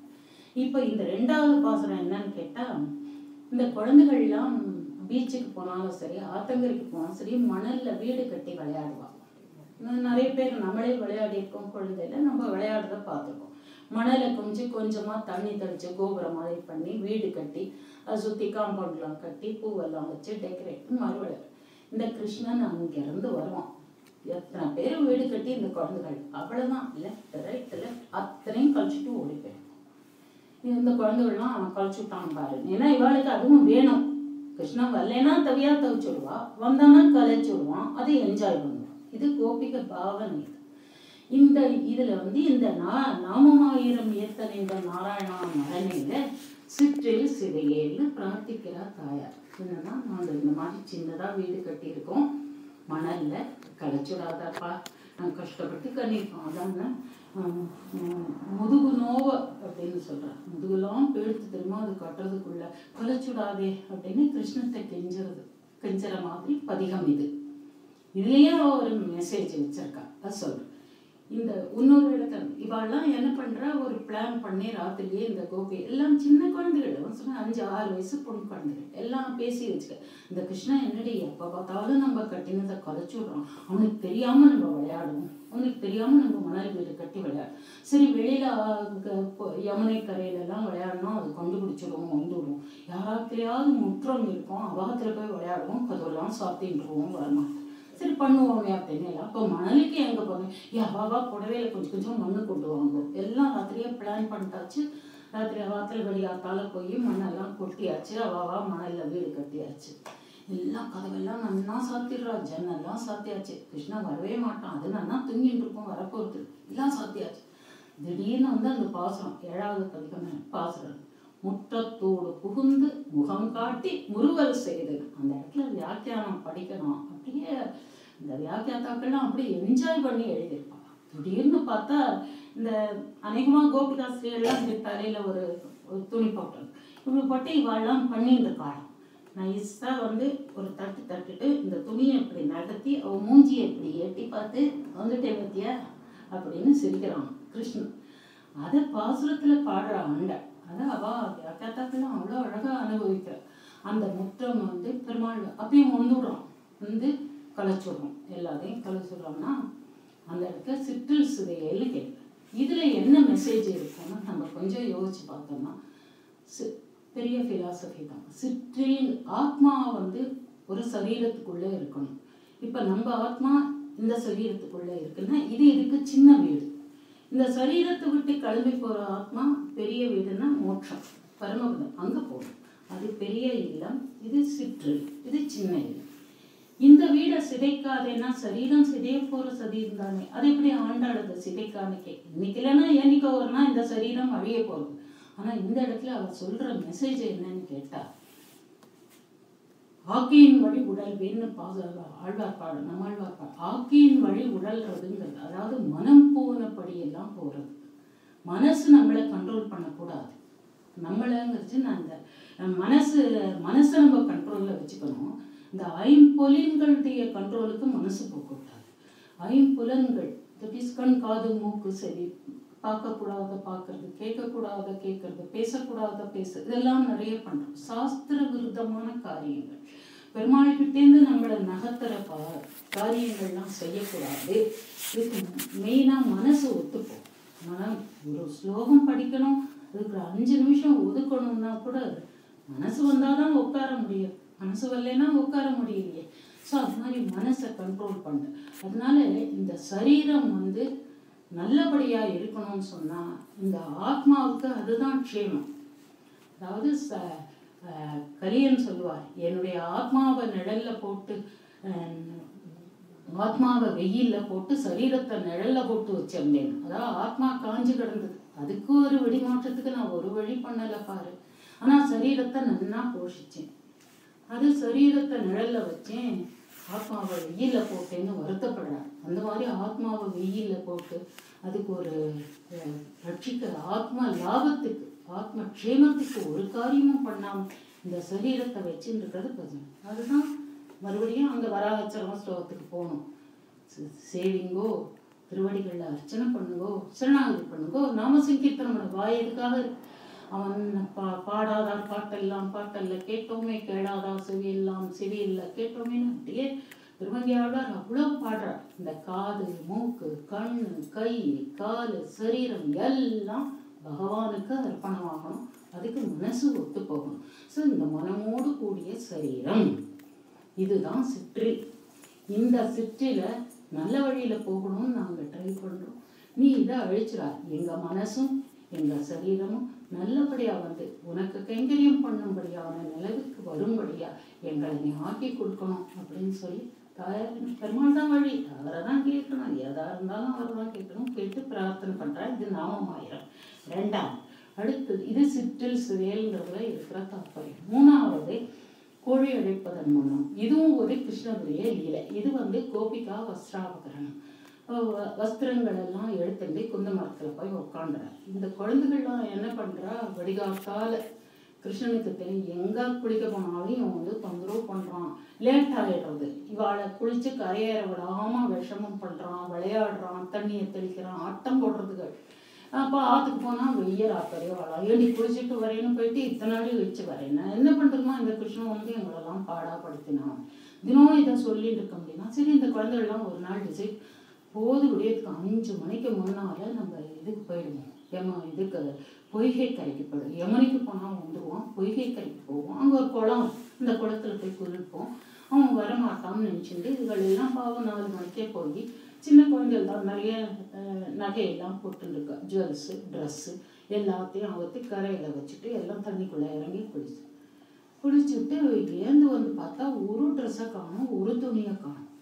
அந்த இடத்துல வியாக்கியானத்தில் ரொம்ப அழகாக பறகுன்னு தேடினாலும், ஐயோ ஐயோ இப்படியே தேடுறாளாம், ஐயோ இந்த பூமி கொண்டதோ, பொய்கை கொண்டதோ, திசைகள் கொண்டதோ, வானம் கொண்டதோ அப்படின்னு எங்கேயாவது பெடுத்தாங்க தேடுறதுகளும். அப்படி நிமிந்து பார்த்து மரத்தில் இருட்டாக உட்காந்துருக்கு. இந்த பிள்ளை கண்டுபிடிச்சிட்டா, கிருஷ்ணன் வந்துட்டான். ஐயோ இவன் வந்துட்டான். அப்படி அவனை எப்படி கண்டுபிடிச்சான்னா இந்த ட்ரெஸ்ஸோட கலரை வச்சு கண்டுபிடிச்சாலும். ஏன்னா இருட்டு கருப்பா இவன் கருப்பா வித்தியாசமே தெரியல, கண்டே பிடிக்க முடியல. அவன் நல்லா சிரிக்காம வாயை மூடிட்டு துணியெல்லாம் போத்திட்டு உக்காந்துருக்கு. வாய் தெரியக்கூடாதுன்னு பார்த்தா இந்த வண்ண வண்ண ஆடைகள் இதை வச்சு கண்டுபிடிச்சு கொடு, துகிலை பனித்திருளாயேன்னு கேட்குற பதிகம் தான் இது. இதுவும் கோபிகளுடைய வழக்கு. இதுலேயும் ஒரு மெசேஜ் வச்சிருக்கா.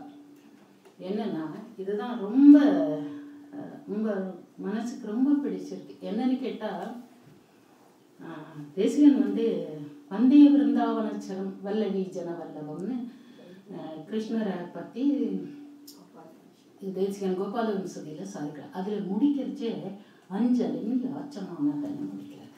பெருமாள் நம்ம கிட்ட கேட்கறது ஒன்னே ஒன்று, யாச்சமானகன்னு கேட்கிறாரு. பெருமாள் நீ என்ன சேவின்னு கேட்கு, கையை கூட்டு, அதுதான் பெருமாள் கேட்கறது அஞ்சலி யாச்சமான. இந்த தேசிகன் அவ்வளோ அழகா வந்தேன்னு ஆரம்பிச்சார். சேவிக்கிறியா அஞ்சலின் யாச்சமா, அவன் கேட்டது அஞ்சலி, வந்தேன்னு ஆரம்பிச்சார். இது இந்த எங்கள் சேவா சுவாமி ரொம்ப அழகா சொல்றார். ஒவ்வொரு ஸ்தோத்திரத்திலையும் நீங்களே ஆத்துல போய் யோஜனை பண்ணி பார்த்தீங்களா, ஈச் அண்ட் எவ்வரி ஸ்தோத்திரம் 28 ஸ்தோத்திரம் பண்ணியிருக்காரு.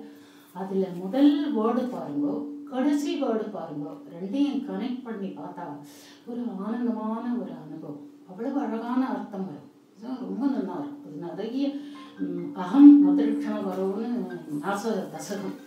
அதில் கடைசியில் அகம் நிர்பரகன்னு முடியும்.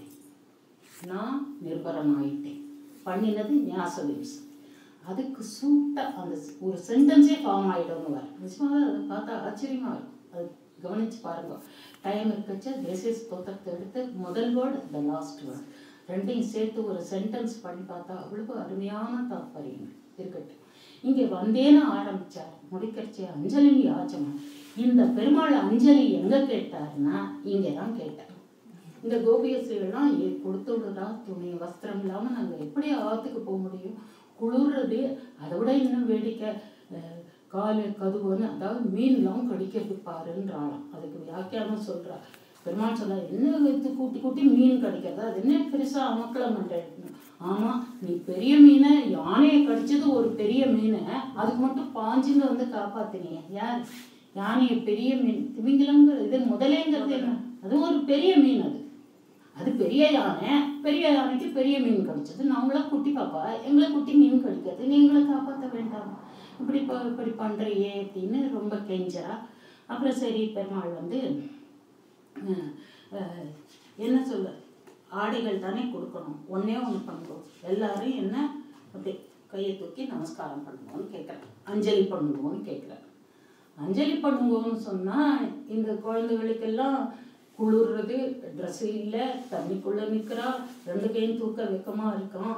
அதனால தோழியும் நானும் தொழுதோன்னு ஒரு வாக்கியம் வருது. அதுக்கு வியாக்கியாதாக்கள் சொல்கிறது என்ன, ரெண்டு கையும் எப்படி தூக்குறது, நீ ஒரு கை தூக்கு நான் ஒரு கை தூக்குறேன்னு இப்படி அவள் அப்படி வைக்கிறாளா எப்படி sir, no no no cheating, இதெல்லாம் நான் ஒத்துக்க மாட்டேன், ரெண்டு கையும் தூக்குவா. எப்படி திரௌபதி பண்ணா, திரௌபதி இதில் என்ன தாற்பயம்னா, நம்ம பிரயத்தனம் பண்ணி நம்மளை காப்பாற்றிக்க முடியாது, பகவான் ஒருத்தந்தான் ரட்சகம், அவன் தான் காப்பாற்றும்.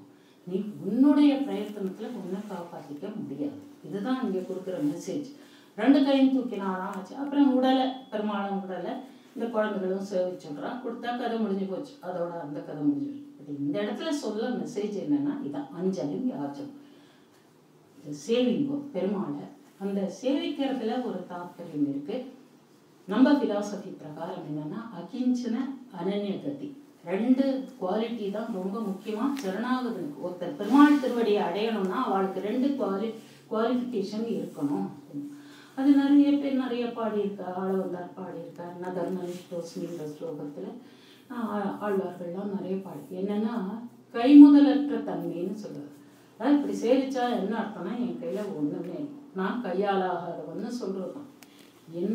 என்னை காப்பாற்றிக்க என் கையில் எந்த வழியும் கிடையாது, நீ தான் காப்பாற்றணும். சரி, காலை ஏன் சேர்த்து வச்சுக்கணும், அனன்ய கதிக்கும், வேற கதி கிடையாது. இந்த இடத்த விட்டு நான் நகர மாட்டேன், நீ காப்பாற்றினாதான் உண்டு. அதனால ரெண்டு காலையும் சேர்த்து வச்சு அனண்ட நான் போக மாட்டேன், இதே இடத்துல தான் இருப்பேன், இப்படி தான் இருப்பேன்னா எனக்கு வேற போக்கிடம் கிடையாது, எனக்கு வேற கதி கிடையாது, என் கையில் ஒரு வழியும் இல்லை, நீ தான் காப்பாற்றணும்னு கேட்கறது தான் ஒரு இடத்துல நின்றுட்டு இப்படி கை கூப்புறதோட தாற்பயம். ஸோ இந்த இடத்துல இதுதான் கேட்டால் இந்த குழந்தைகளும் சேவிச்சா கொடுத்தா இதோட முடிஞ்சுப்பட்டது. இது கோழி அழைப்பதன் முன்னம்ங்கிற வரைக்கும் 3 பதிகம்.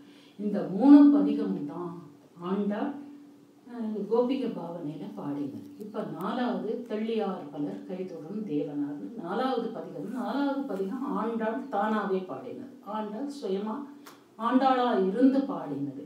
தெள்ளியார் பலர் கைதொடும் தேவனார் வள்ளல் மாலிரும் சோலை மணாளனார் பள்ளிகொள்ளும் இடத்து அடிகொட்டிட கொள்ளுமாகில் நீ கூடிடு கூடலே. இந்த பாசுரத்துக்கு பேரே கூடல் பதிகம்னு பேரு. இது என்னன்னா இதுவும் ஒரு விளையாட்டம். பழைய காலத்துல என்ன பண்ணுவாளா, இந்த ஜோசியம் கேட்கறது, குறி கேட்கறது, அந்த மாதிரி அப்படின்ட்டு இது 2ல் 1 எது நடக்கும்னு கேட்குறோமோன்னு, எது நடக்கும்னு கெஸ் பண்றது. அது மாதிரி இந்த கூடல் இழைத்தல்னு ஒரு இது. அதாவது பெரையில ஒரு வட்டம் போட்டுக்கிறாங்க, அதுக்குள்ள இவ்வளவு சோழியை உருட்டி போடுறது. அதுல அது அப்புறம் சோழியோ கொட்டையோ புளியங்கொட்டையோ அதையோ ஒன்று போட்டு 2 நகர்த்தி பார்ப்போம், சேர்த்து பார்ப்போம். அதுல மிச்சம் ஒரு சோழி வந்ததுன்னா நினைச்ச காரியம் நடக்காது. 2 வந்துருக்குன்னா ரெட்டப்படையாகவும் தான் நடக்கும் அப்படின்னு ஒரு குறி வச்சுக்கிறது. இல்லைன்னா இப்படி சுழியா வரைஞ்சுட்டு இந்த ஸ்டார்ட் பண்ண கண்ணை மூடின்னு போடணும். ஸ்டார்ட் பண்ண இடத்துல கொண்டு முடிக்கணும். முடிச்சா நீ நினைச்ச காரியம் நடக்கும். வேற எங்கேயோ கை இழுத்துன்னு போச்சுன்னா நீ நடக்காது அப்படின்னு இதெல்லாம் ஒரு நம்பிக்கை தான்.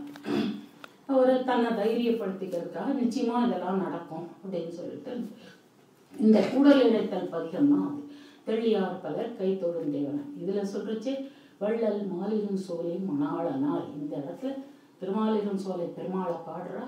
நீங்க ஸ்ரீரங்கம் எங்க சொல்றான்னா பள்ளி கொள்ளும் இடம்னு சொல்றா. அது திவ்யக்ஷேத்திரங்கள் நிறைய இருக்கு. 108ல பூலோகத்துல 106 திவ்யக்ஷேத்திரம். நம்ம சம்பிரதாயத்துல ஒரு வழக்கு என்னன்னா, இந்த 106 திவ்ய தேசத்து எம்பெருமான்களும் ராத்திரி சயனத்துக்கு ஸ்ரீரங்கத்துக்கு தான் வந்தாகும் அப்படிங்கிறது பெரியவாழ்லாம் சொல்லியிருக்கு. அதுதான் வாழலாம் வேடிக்கை சொல்லுவா. எப்படி பத்ரிகாசிரம பெருமாள் எப்படி வருவார் ஒரு நைட்டு? ஏன்னா காத்தெல்லாம் அந்த பட்டாச்சா திறக்கச்சி இருக்கணுமே. அவர் எத்தனை மணிக்கு திறப்பாரா, இவர் அதுக்குள்ள போய் சேரணும். இந்த கருடன் எவ்வளவு ஆச்சாதான் பரப்பார், போயிட முடியுமா அப்படிலாம். அதுக்குதான் வேடிக்கையா சொல்லுவார். பத்ரிகாசிர பெருமாளாவது 6 மாசம் உங்க கோவிலை கூட்டிடுவா கடன்னு இருந்துட்டு போவார். இந்த திருப்பதி பெருமாள் தான் ரொம்ப கஷ்டம். 2:30 மணிக்கு கோவில் சாப்பிடுவா, 3:15 திறந்துடுவா. அது வரைக்கும் ஜெயன்னு கூட்டம். இந்த பெருமாளை தூங்கவும் விட மாட்டாங்க. அதுக்குள்ளே எப்படி ஸ்ரீரங்கம் வந்துட்டு போக முடியாது? ஐயோ பாவம் திருப்பதி பெருமாள் வேடிக்கையா சொல்ல. அது மாதிரி பள்ளி கொள்ளும் இடம்னு சொன்னா அது மென்ஷன் பண்ற இடம் ஸ்ரீரங்கம். அதனால இந்த இடத்துல 4 திவ்ய தேசத்தை பாடுறா. காட்டில் வேங்கடம் கண்ணபுர நகர் வாட்டமின்றி மகிழ்ந்துரை வாமனன் ஓட்டரா என் கைது தன்னோடும் கூட்டுமாகில் நீ கூடிட்டு கூடல். இதான் கேள். அவன் தன்னோட கையோடு என் கையை சேர்த்துக்கணும். என்ன அவனோட சேர்க்கணும்? அது முடியும்னா நீ கூடிடுன்னு பாட்டு பாடிண்டே. இந்த சில குழந்தைகள்லாம் பக்கத்துல ரேடியோ பண்ண இல்லை, இப்பதான் ஐபேட் வந்துடுத்து, லேப்டாப் வந்துடுத்து, பாட்டு ஓடிண்டே இருக்கும். ஆனா கணக்கு போடுவான். அது எப்படிதான் கான்சென்ட்ரேட் பண்றாளோ தெரியல. ஆனா நிறைய குழந்தைகள் எப்படி பண்ணுவோம். என் பிள்ளைய அம்மா எனக்கு பாட்டு ஓடினாதாம்மா கணக்கு போட முடியுமா? எனக்கு ஒரு சத்தம் பின்ட்ராப் சைலண்ட் இருந்தால் தான் கான்சன்ட்ரேஷன் இருக்கும். அப்போ பாட்டை கேட்டுன்னு தான் கணக்கு போடுவோம். இல்லைன்னா கணக்கு தப்பாயிடும். வேடிக்கையாக இருக்கும். அது மாதிரி பழம் பாடிட்டு தான் விளையாடுவோம். இந்த கல் விளையாடுறதுன்னு பழைய காலத்தில் எல்லாம் பாட்டு பாடிண்டே தான் விளையாடுவோம். இது எந்த விளையாட்டுமே பாட்டுன்னா பகவன் நாமாதான், பெருமாளை பற்றி பாடுவோம். அந்த மாதிரி இந்த கூடல் இழைத்தல் பாசுரம் பாட்டு பாடினா அதில் எல்லா பெருமாளையும் பாடுறா, வாமனை பாடிட்டே இந்த கூடல் எழுத்து இந்த இதை முடிஞ்சுடுறது.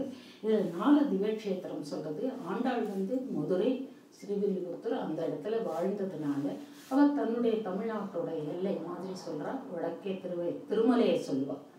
திருமலையை சொல்லியாச்சுன்னா திருமாலிரும் சோலை மலையை சொல்லாம இருக்க முடியாது. அழகர் கோவில் மதுரை கிட்ட திருமாலிரும் சோலை, இதை சொல்லாம அவளால இருக்க முடியும். ஸோ அது அங்கே, இது இங்கே. இந்த பக்கம் கீழே வீடுங்கிறது திருக்கண்ணபுரத்துல தான் ஆழ்வார் ஆச்சாரியாலாம் நிறைய ஈடுபட்ட திவ்ய தேசம் திருக்கண்ணபுரம். இந்த பக்கம் ஸ்ரீரங்கம். ஸோ 4 இது இந்த தெள்ளியார் பலர்ல பாடுறா. அதுக்கப்புறம் 5வது பதிகம். 5 பதிகம் வரைக்கும் ஒரு செட்டு அதை வச்சுக்கோ. 5வது பதிகம் மண்ணு பெரும் புகழ் மாதவன் அப்படின்னு. இதுக்கு பேர் குயில் பாட்டுன்னு பேர். அதாவது பழைய காலம் நிறைய பேரும் கிளி வளர்ப்பாளை குயில் வளர்க்க மாட்டாங்க. என்ன ரீசன்னு தெரியுமா? குயில் கருப்பா இருக்கு, கிளி அழகா இருக்குங்கிறதுக்காக இல்லை. கிளி நம்ம சொன்னதான் சொல்லும். குயில் நம்ம சொன்னதை சொல்லவே சொல்ல, அது பாட்டுக்கு தனி கச்சேரிக்கும். அது சொல்கிறத தான் இந்த குழந்தைகள்லாம் வடிகாத்தாலே எழுந்துட்டா எங்கள் ஹஸ்பண்டுக்கெல்லாம் பண்ணும். குக்கு, இந்த குழந்தைகளும் குக்கு அப்படின்னு உடனே திருப்பி அதுவும் குக்குங்க, இவாளும் குக்குங்க. அது என்ன சொல்லுதோ அதை நம்ம குழந்தைகள் சொல்லுவேன், நாம சொல்லுதோ அது சொல்லாது. ஆனால் கிளி சொல்லும், ரங்கா ரங்கான்னு சொல்லிவிட்டா ரங்கா ரங்கான்னு சொல்லும் கிளி. அதனால இவள்லாம் கிளி வளப்பாடை வந்து குயில் பழக்க மாட்டா. ஆனால் குயில் பாட்டுங்கிறது வரிசையாக எல்லா கவிகளும் பாடுறா. என்னன்னா, நீ இவாளால் கத்தி கூப்பிடல. இப்போ ஆண்டாள் ஸ்ரீவில்லிபுத்தூர்லேருந்து கூப்பிட்டா எந்த பெருமாளுக்கு காதல் விடும்? அவ கூப்பிடுறதுன்னு திருமலை பெருமாளுக்கு, திருவேங்கடமுடியான கூப்பிடுறா, எங்கே காதல் விடப்போகுது? அதனால குயிலை கூவுன்னு சொல்லலாம். நீ கூவு, அட்லீஸ்ட் இங்கேருந்து கூவு. கேட்கலையா, திருவாரூர் போய் கூவு, இல்லை திருமலைக்கு போய் கூவு. என்ன சொல்லணும்? உனக்காக ஒருத்தி காத்துன்னு இருக்கா, ஆண்டாள்னு ஒரு பொண்ணு காத்துன்னு இருக்கா, உன்னை எதிர்பார்த்துட்டு இருக்கா, நீ எப்படி கூட தவிக்க விடுறிய, போய் பாருன்னு அதுக்காக குயிலை வேண்டிக்கிறது, ரிக்வஸ்ட் பண்ணிக்கிறா, கூவு. அதுதான் இந்த மண்ணு பெரும்புகழ் மாதவன் மாமணி மைந்தன் தன்னை உகந்தது காரணமாக என் சங்கிழக்கும் வழக்குண்டே. புன்னை குறுக்கத்தின் ஆழல் செறிந்து பொதும்பினில் வாழும் குயிலே, பன்னி எப்போதும் இருந்து விரைந்து என் பவளவாயன் வர கூவுவாய். அடுத்து மாதிரி எல்லா பாட்டிலையும் கூவாய் கூவாய் குயிலை கேட்குறான். சாமதான பேத தண்டம்னு கேட்டிருக்கோம். அதில் 2 யூஸ் பண்ணுறா. ஒன்றுல சொல்கிறா, நீ நீ உன்னோட பேடையோடு, அதாவது நீங்கள் 2 பேரும் பேர் நல்லா ஜோடியாக சந்தோஷமாக கூவிட்டு ஹாப்பியாக இருக்கள். நீ போய் கூவலைன்னா இந்த என்னோட நந்தவனத்துலேருந்து உங்களை தொட்டி விட்டுருவேன், நீங்கள் இனிமேல் நீங்கள் கூவக்கூடாதுன்னு தொட்டி வச்சுடுவேங்கிறான். கூவினா என்ன தருவேன்னா, நான் அழகாக இன்னடிசலோடு பாலமுதூட்டி எடுத்தவன் கோலக்கிளியே உன்னோடு தோழமை கொள்ளுவன். நான் ஒரு கிளி வளர்க்குறேன், அதுக்கு இன்னடிசலோடு பாலமுதூட்டு, நிறைய பால், பழம், சாதம், சக்கரை பொங்கல் எல்லாம் கொடுத்து நான் ஒரு கிளியை அருமையாக வளர்க்குறேன். அதுக்கும் உனக்கு ஃப்ரெண்ட்ஷிப் ஏற்படுத்தி பண்ணி கொடுப்பேன். ஏன்னா இவ சொல்கிறா, ஆசை மூட்டுறா. அந்த குயிலை உனக்கு என் கிளியை ஃப்ரெண்டாக்கி தருவேன், நீ போய் சொன்னேன்னா, சொல்லலைன்னா உன்னையும் ஹஸ்பண்டையும் தொட்டி விட்டுருவேன். இதெல்லாம் வேடிக்கையாக இருக்கு. ஸோ இது அடுத்தது நம்ம எல்லாருக்கும் தெரிஞ்ச பாசுரம் வாரணமாயிரம்.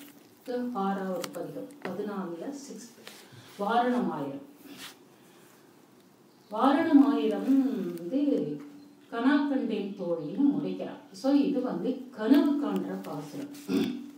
இதில் முக்கியமாக இவ பெருமாளை கூவுற, இது எங்கே கூவுறது, பெருமாள் எங்கே இன்னும் வரல, அந்த பாடலில் பெருமாளையும் காணும், இந்த கோயில் கூவித்தா கூவலையா பதிலையும் காணும். அது போட்டோம். அப்படி இவளுக்கு தவிக்கிறது, பெருமாளோட சேர மாட்டோமா, அவர் நம்மளை அழிச்சுன்னு போக மாட்டாரா, நம்ம என்னைக்கு பெருமாள் திருவடிக்கை கைங்கரியம் பண்ணுறதுன்னு இந்த ஆண்டாளுக்கு தவிப்பு.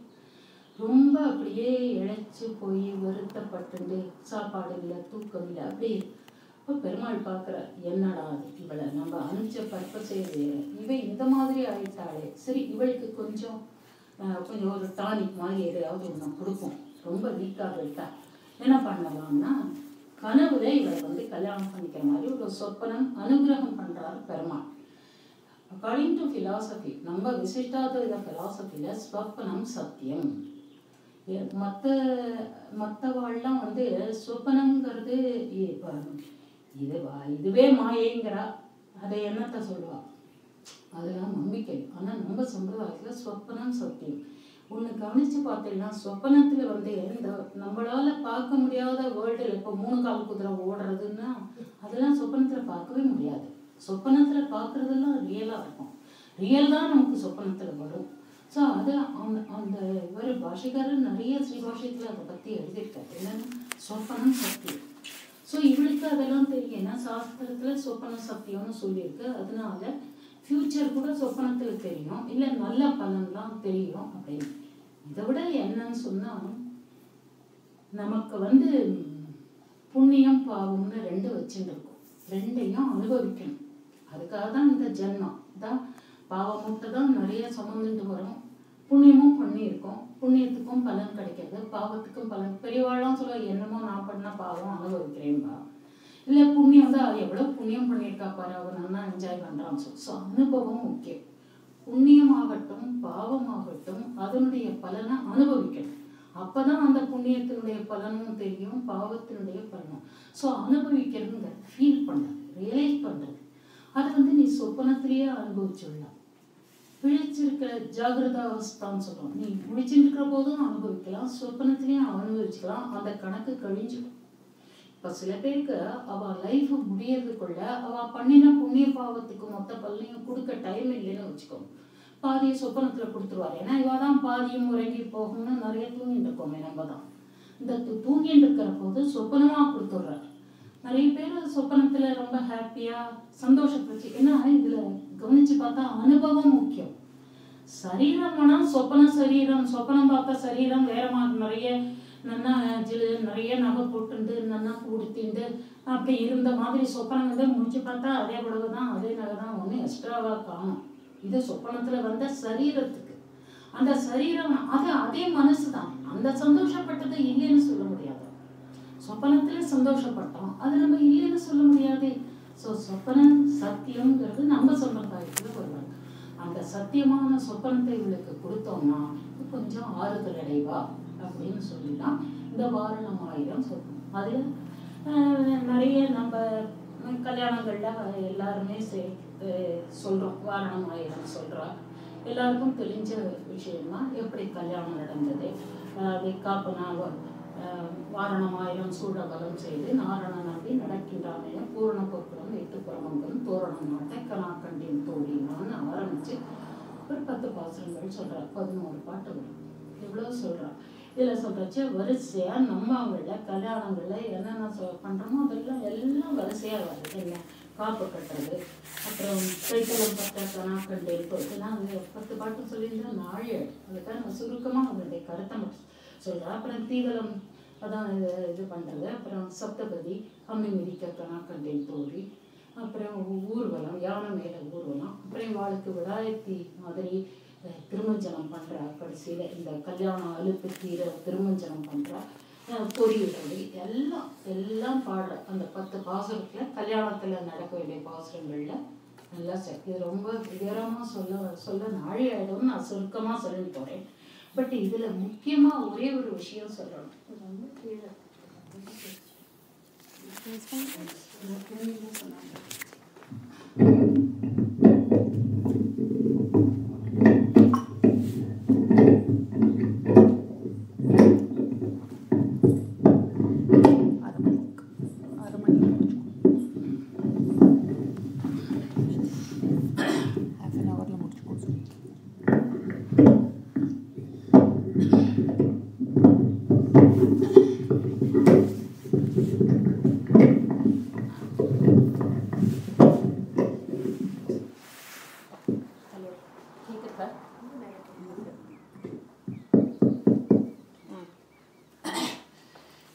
நமக்கு ஒரு சந்தேகம் வரலாம். 4000ன்னு கேட்கிற தெரியும். 4000 பாசுரங்கள் இருக்கிறச்சே நம்மங்கள்ல கல்யாணங்கள்ல ஏன் வாரணம் ஆயிரம் மட்டும் பாடுறா? கல்யாணம் கனாக்கண்டா இல்லைன்னு சொல்லல.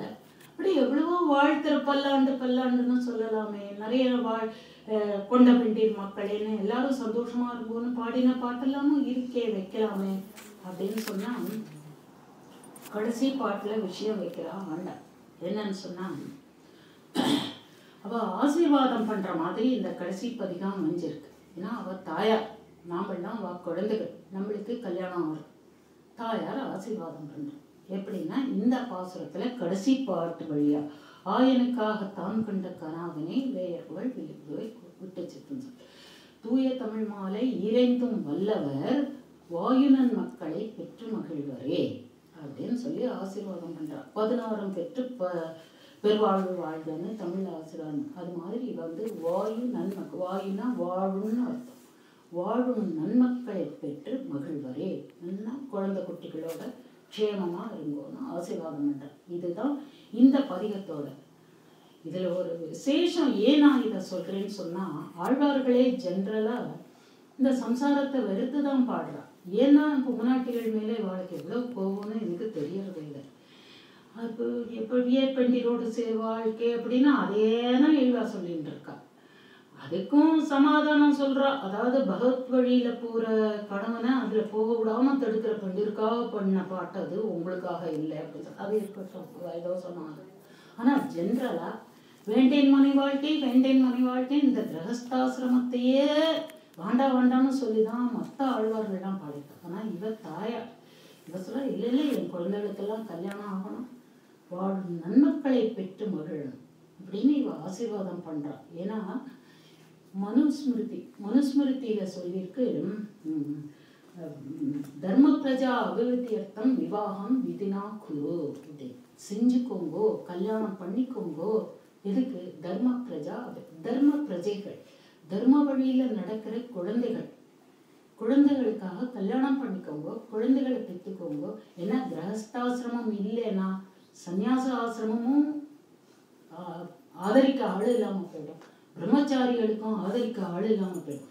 ஸோ பிரம்மச்சரியம் இங்க சந்நியாசம் இந்த ரெண்டு ஆசிரமத்துல இருக்கிறவாளையும் சப்போர்ட் பண்றவா கிரகஸ்தா சப்போர்ட் பண்ணாதான் இந்த ஆசிரமம் ரெண்டும் நிலைக்கும். அதனால கிரகஸ்தாசிரமம் ரொம்ப முக்கியம். அந்த கிரகஸ்தாசிரமத்தினுடைய முக்கிய நோக்கம் என்னன்னா குழந்தைகளோட வம்சம் வளரணும், அதோட நின்று போயிடக்கூடாது. அதுக்காக சொல்றது குழந்தைகளை பெற்று நல்லா இருக்கணும். இதுல உத்தம சுவாமின்னு ஒரு பெரிய நிறைய பேருக்கு தெரிஞ்சிருக்கும், பெரிய வித்வான். அவரை தேசிகன், அபினவ தேசிகன்னே சொல்லுவார். அவர் வியாக்கியானம் எழுதறிச்சே சொல்றார், இவா பெரியவாச்சன் பிள்ளை இன்னொருத்தர் வியாக்கியானத்துல சொல்றாரு, 10 பாசுரம் பாடினா வாயினன் மக்களைனா 5 பொண்ணு 5 பிள்ளை பெற்றுக்கோங்கன்னு சொன்னா அப்படின்னு சொல்லி வேடிக்கையா சொல்லுவா. அதுக்காக இப்படி பாடினா அப்படின்னு சொல்லி எல்லாம் சந்தோஷம்தான். அதுக்கு அவர் சொல்றது இன்னும் வசதி. என்ன சுவாமி 10 பொண்ணாதான் பறக்கட்டுமே, ஆண்டாள் மாதிரி பெருமாளே வந்து கல்யாணம் பண்ணிட்டு அழைச்சின்னு போனாலும் ஒன்றுனா 10 பொண்ணு பிறந்தாலும் கவலை இல்லைன்னா அது வேடிக்கையாக எழுதியிருப்பாங்க. அது மாதிரி ஆண்டாளை மாதிரி ஒரு பொன் குழந்தை, பெருமாள் திருவடியில பக்தியோட ஒரு பிள்ளை குழந்தை, பிரகலாதன் மாதிரி துருவன் மாதிரி குழந்தைகள்லாம் பிறக்கணும்னா அந்த பெத்தவாள்லாம் எவ்வளவு தபஸ் பண்ணியிருக்கணும் இல்லையா? ஸோ அதனால இவ தாயார் ஆசீர்வாதம் பண்றச்சே வாயினன் மக்களை பெற்று மகிழ்வரே. அதனால வேண்டேன் மனை வாழ்க்கைன்னு சொல்ற பாசுரத்தை கல்யாணத்துல சேர்க்க முடியுமா? வேண்டேன் மன வாழ்க்கை விண்ணவர் மேயகனேன்னு வேற உப்பிலைப்பன் கோயில் பாசுரம். ஆனா வேடிக்கை பார்த்தீங்கன்னா அந்த உப்பிலைப்பன் கோயில தான் பெருமாளுக்கும் தினம் கல்யாணம், அந்த ஊர்க்காரெல்லாம் அந்த வெளியூர்காரெல்லாம் அங்க போய் கல்யாணம் பண்றான். அவன் சன்னதியில தான் தினமும் கல்யாணம், அவனுக்கும் கல்யாணம் ஜனங்களுக்கும் கல்யாணம். ஆனா சொத்துல எல்லாம் வேண்டேன் மனை வாழ்க்கை தான். என்ன கான்ட்ராஸ்டோ தெரியல, இருக்கட்டும். அதுவும் பகவத் சங்கல்பம் நடந்துருக்கு. அதுக்கெல்லாம் தாற்பயமெல்லாம் வேற இருக்கு, அதுக்கு நிறைய வியாக்கியானத்துக்கு உள்ள போகணும். அதுக்கெல்லாம் நமக்கு நாடு இல்லை, இதோட நிறுத்திப்போம். இது வாரணமாயிரம். அடுத்தது பெருமாள் வந்து இவளுக்கு சொப்பனம் கொடுத்துட்டார். இவளுக்கு ஒரே சந்தோஷம் தாங்க. ஏன்னா இத்தனாள் குயில துதர்ச்சா, ஜோசியம் பார்த்தா, குறி பார்த்தா, பெருமாள் வர வழியா தெரியல, ஒரே வருத்தமா இருந்தா, ரொம்ப டல் ஆயிட்டா. இவங்க பாடாம நின்று விட போறாளேன்னு பெருமாளுக்கு உடனே ஒரு சொப்பனத்தை கொடுத்தாரு. ஹாப்பி ஆயிட்டேன், ஒரே சோ ஹாப்பி. கூட்டு தோழிய 10 பாசுரத்துலையும் கடைசியில கணக்கண்டேன் தோழி நான் எப்படி ஒரு சொப்பனம் கண்டேன், எப்படி ஒரு சொப்பனம், என்னடி பெரிய சொப்பனம் கொண்டுட்ட அப்படின்னா, திரிஜட ஒரு சொப்பனம் கண்டான். திரிஜட கண்ட சொப்பனம் வந்து சீத்தைக்காக. சீத்தை வந்து ஆல்மோஸ்ட் உயிரை மாச்சிக்கிற லெவல்ல போயிட்டா அசோகவனத்துல. இன்னும் பெருமாள் வரல. அப்பதான் ஆஞ்சநேயர் வந்து சுந்தரகாண்ட பகுதி, அப்பதான் ஆஞ்சநேயர் வந்து காப்பாத்துற. இல்ல ராமர் வந்துட்டு இருக்காரு நிக்கல். அதுக்கு முன்னால திரிஜடை இருக்கா. திரிஜடை வந்து விபீஷணனோட பொண்ணு. அவ சொல்றா, சீத்தை நீ கவலைப்படாதே, நான் ஒரு சொப்பனம் கண்டேன்.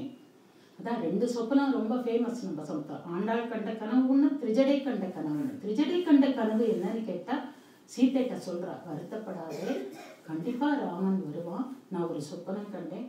அதுல இந்த மாதிரி அக்கிரமம் பண்ணினா ராவணன் அழிஞ்சு போற மாதிரியும் ராமர் வந்து உன்னை காப்பாத்துற மாதிரி எனக்கு சொப்பனம் வந்துட்டு, நீ தைரியமா இருன்னு அவளை சமாதானம் பண்ணி இது பண்றான். பட் சீத்தைக்காக இது திரிஜடை கண்ட கனவு. ஆனா இங்க ஆண்டாள் தனக்காக கண்ட கனவு, தானே அந்த சொப்பனத்தை பார்த்துட்டாலும். ஸோ சீத்தை விட இவளுக்கு நிறைய மடங்கு சந்தோஷம். ஸோ இவள் ஸோ ஹாப்பி, ரொம்ப சந்தோஷமா இருக்கு.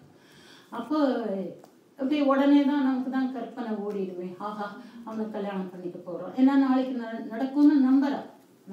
நிச்சயமா இந்த சொப்பனம் பலிக்கும், இது சத்தியம், கல்யாணம் பண்ணிக்கோ. அப்படியே யோசனை பண்ணி பார்க்குறா. ஐயோ பெருமாளோட கை எப்படி இருக்கும், கால் எப்படி இருக்கும், அவரோட நம்ம என்னெல்லாம் சந்தோஷமாக இருக்க போகிறோம், அவருடைய பேச்சு எப்படி இருக்கும் அப்படிலாம் கேட்குற போது இதை யாரை கேட்டால் தெரியும். இப்போ ஒரு பையனுக்கு கல்யாணம் நிச்சயம் இருக்குன்னா அவனோட ஃப்ரெண்டுக்கிட்ட போய் விசாரிப்பான், அவனுக்கு என்னென்னலாம் டேஸ்ட் உண்டு, சினிமா போனால் இங்கிலீஷ் சினிமாவா தமிழ் சினிமா இது மாதிரி விசாரிக்கிறோம். இவளுக்கு யாரையாவது கேட்கணும். அந்த பெருமாளோட பற்றி யாரை கேட்கறதுன்னா அவரோட யார் க்ளோஸாக இருக்கான்னா சங்கும் சக்கரமும் தான். எப்பவும் பெருமாள் கையை விட்டு நீங்காமல் இருக்கிறது பெருமாளோட சங்கு சக்கரம். இதில் சங்க கேட்கறதா சக்கரத்தை கேட்கறது. இதில் இந்த சக்கரம் என்ன பண்ணும், பெருமாள் சொன்னால் கையை விட்டு போய் வேலையெல்லாம் முடிச்சுட்டு திருப்பி யதாஸ்தானம் வந்து சேரும். இந்த சங்கு இருக்க மகா சோம்பேறி, அது இடத்த விட்டு அசையவே தேவையில்லை, இடது கையில் இப்படியே இருந்துட்டு இங்கே இருந்துட்டு பெருமாளை விட்டு துளி கூட அண்ணண்ட போகாது. பெருமாளோடையே இருக்கிறதுன்னா சங்கு தான். அந்த சங்கு கேட்குறா, கற்பூரம் நாருமோ கமலப்பூ நாருமோ திருப்பவள செவ்வாய் தான் தித்தித்திருக்குமோன்னு கேட்குறா. இதில் 2 விஷயம் கேட்குறா. ஆண்டாள் ஒவ்வொரு பாசுரத்துலேயும் ஒரு விஷயம் வச்சு பதிகத்திலையும் வைக்கிறான்னு சொன்னேன். இந்த பதிகத்தில் வைக்கிறது இதுதான். வேதம் அனைத்துக்கும் வித்தியாசம். ஆண்டாளுக்கு தெரியாத உபனிஷத்தில் வேதம் இல்லை. அவ சொல்றா, பெருமாளை உபனிஷதெல்லாம் சர்வரசகா சர்வகந்தகான்னு போட்டுரும். சர்வரசகா பெருமாள் தான், சர்வகந்தகா பெருமாள் தான். அதாவது உலக எல்லாம் இந்த பிரபஞ்சத்தில் இருக்கிற அத்தனை ரசமும் பெருமாள் தான், அத்தனை மனமும் வாசனை கந்தம் எல்லாம் பெருமாள் தான். உபனிஷத்து அவரை போற்றுறது. அப்போ இவ என்ன கேட்கணும், சர்வரசகன்னு சொன்னான், வாய்ச்சுவையும் சர்வகந்தக நாற்றம், வாய்ச்சுவையும் நாற்றமும் விருப்புற்று கேட்கிறேன் சொல்லாடி வெண்செங்கி. கற்பூரம் நாருமோ கமலப்பூ நாருமோ திருப்பவள செய்வாதான் தித்தித்திருக்குமோ மறுப்பு சித்த மாதவந்தன் வாய்ச்சுவையும் நாற்றமும். இந்த 2 வார்த்தை வரணும். வாய்ச்சுவை டேஸ்ட், சர்வரசக, நாற்றம் ஸ்மெல், சர்வகந்தா. அவன் சர்வரசகான்னு வேதம்லாம் சொல்றதே, அவனை சர்வகந்தகான்னு உபநிஷத்து சொல்றதே. அந்த வாய்ச்சுவையும் நாற்றமும் எப்படி இருக்கும்னு நான் தெரிஞ்சுக்கிறேன். உனக்கு தானே அது நன்னா தெரியும், நீ தானே அனைவரும் துளி கூட அகலை இல்லைன்னு இறையும் என்றுன்னு பாட்டி சொன்னால பிராட்டி சொன்னாலே ஒழிஞ்சு இந்த சங்கு தான் அப்படி இருக்கு. அகலகில்லேன்னு இறையும்னு பெருமாளோடையே இருந்துன்ற நீ சொல்லு எப்படி இருக்கும்னு சொல்லு அப்படின்னு சொல்லி அதெல்லாம் அதுதான் உண்பது சொல்லில் உலகளந்தான் வாயமுதம் கண்படை கொள்ளல் அவன் கைத்தலம் அப்படிங்கிறான். நீ உனக்கு சாப்பாடு எங்க, பெருமாள் திரு அதரத்துல திருப்பவள செவ்வாய் அதில் எந்த அமுதம் ஊறுறது அதை இந்த சங்கு சாப்பிட்டுக்கிறது, படுத்துக்கிறது போய் அவன் கை இப்படி சாப்பிட்டுக்க வேண்டியது, இப்படி படுத்துக்க வேண்டியது. என்ன சுகவாசி இது பாவம் தேமேன்னு இந்த சக்கரம் உலகத்தையும் சுற்றிட்டு பெருமாள் சொன்ன இதெல்லாம் பண்ணிட்டு திருப்பி இங்கே உட்கார். இதை இருந்த இடத்த விட்டு அசையலை, அவ்வளவு சுகபோகி இருக்க. அதுதான் வேடிக்கையாக வியாக்கியானத்தை கோயிலிலே உண்டு குளத்திலே கை கழுவி கோபுர நிழலிலே உறங்குவாரை போல அப்படின்னு. என்ன சாப்பாடு கோவிலில் உண்டா வெட்டி கிடைச்சிடும், கையாளமிக்கணும், ஏதோ ஒரு 4 நாளைக்கு ஒரு நாள் குளிக்கலாம்னா கூட குளத்துல ஜலம் இருக்கு, கோவிலில் சாப்பிட்டுக்க வேண்டியது, குளத்துல கையெழும்ப வேண்டியது, கோபுர நிழல் கிழக்கா மேற்கா காத்தாலையா சாயந்தரமா எந்த இடத்துலையும் ஏதாவது ஒரு இடத்துலையாவது நிழல் இருந்துதான் இருக்கும். கோபுரத்தடியில் படுத்துட்டு தூங்கிட வேண்டிய என்ன சுகம். ஒன்றும் ஒரு காரியம் பண்ண வேண்டாம், சம்பாதிக்க வேண்டாம், அலைய வேண்டாம், ஓட வேண்டாம். அந்த மாதிரி சுகவாசி இந்த சங்கு. இதுக்கு பெருமாளோட கைத்தலம் கிடைச்சிருக்கு. அதனால இந்த சங்க பார்த்து கேட்கிறா. அதான் இந்திரனும் உன் செல்வத்துக்கு ஈடாக மாட்டான்னு சொல்ல, எவ்வளோ பெரிய ரிச் நீ, எவ்வளோ பாக்கியம் பண்ணியிருக்கேன் அப்படின்னு சங்க கொண்டாடுற. அதே கற்பூரம் நாளும் அந்த பாட்டு. அதுக்கப்புறம்தான் ஆண்டாள் கொஞ்சம் கொஞ்சமாக ரியலைஸ் பண்ணுறான். நம்ம எவ்வளவு 7 பதிகம் பாடியாரு, டோட்டலாக 14 பாதியாய் இன்னும் பெருமாள் வரல, இனிமே அவளுக்கு தாக்கு பிடிக்க முடியாது. உடனே யாரையாவது தூது அனுப்புவோன்னு 8ஆம் பதிகம் விண்ணீல மேலாப்பு விடுத்தார்போ மேகங்கள் மேகத்தை கூப்பிட்டு என்ன மேக சந்தேசம்னு காளிதாசன் பண்ணிக்கா. அன்னத்தை தூது விடுவா, மேகத்தை தூது விடுவா, தென்றலை தூது விடுவா, குயிலத்து, இந்த மாதிரி நிறைய தூது விடுற பதிகங்கள்லாம் நிறைய இருக்கு.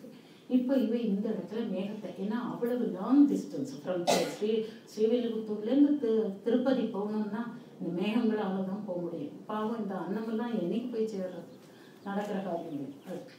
அதனால மேகத்தை தூது விடுறா, விண்ணீல மேலாப்பு விரித்தார் போல் மேகங்கள்.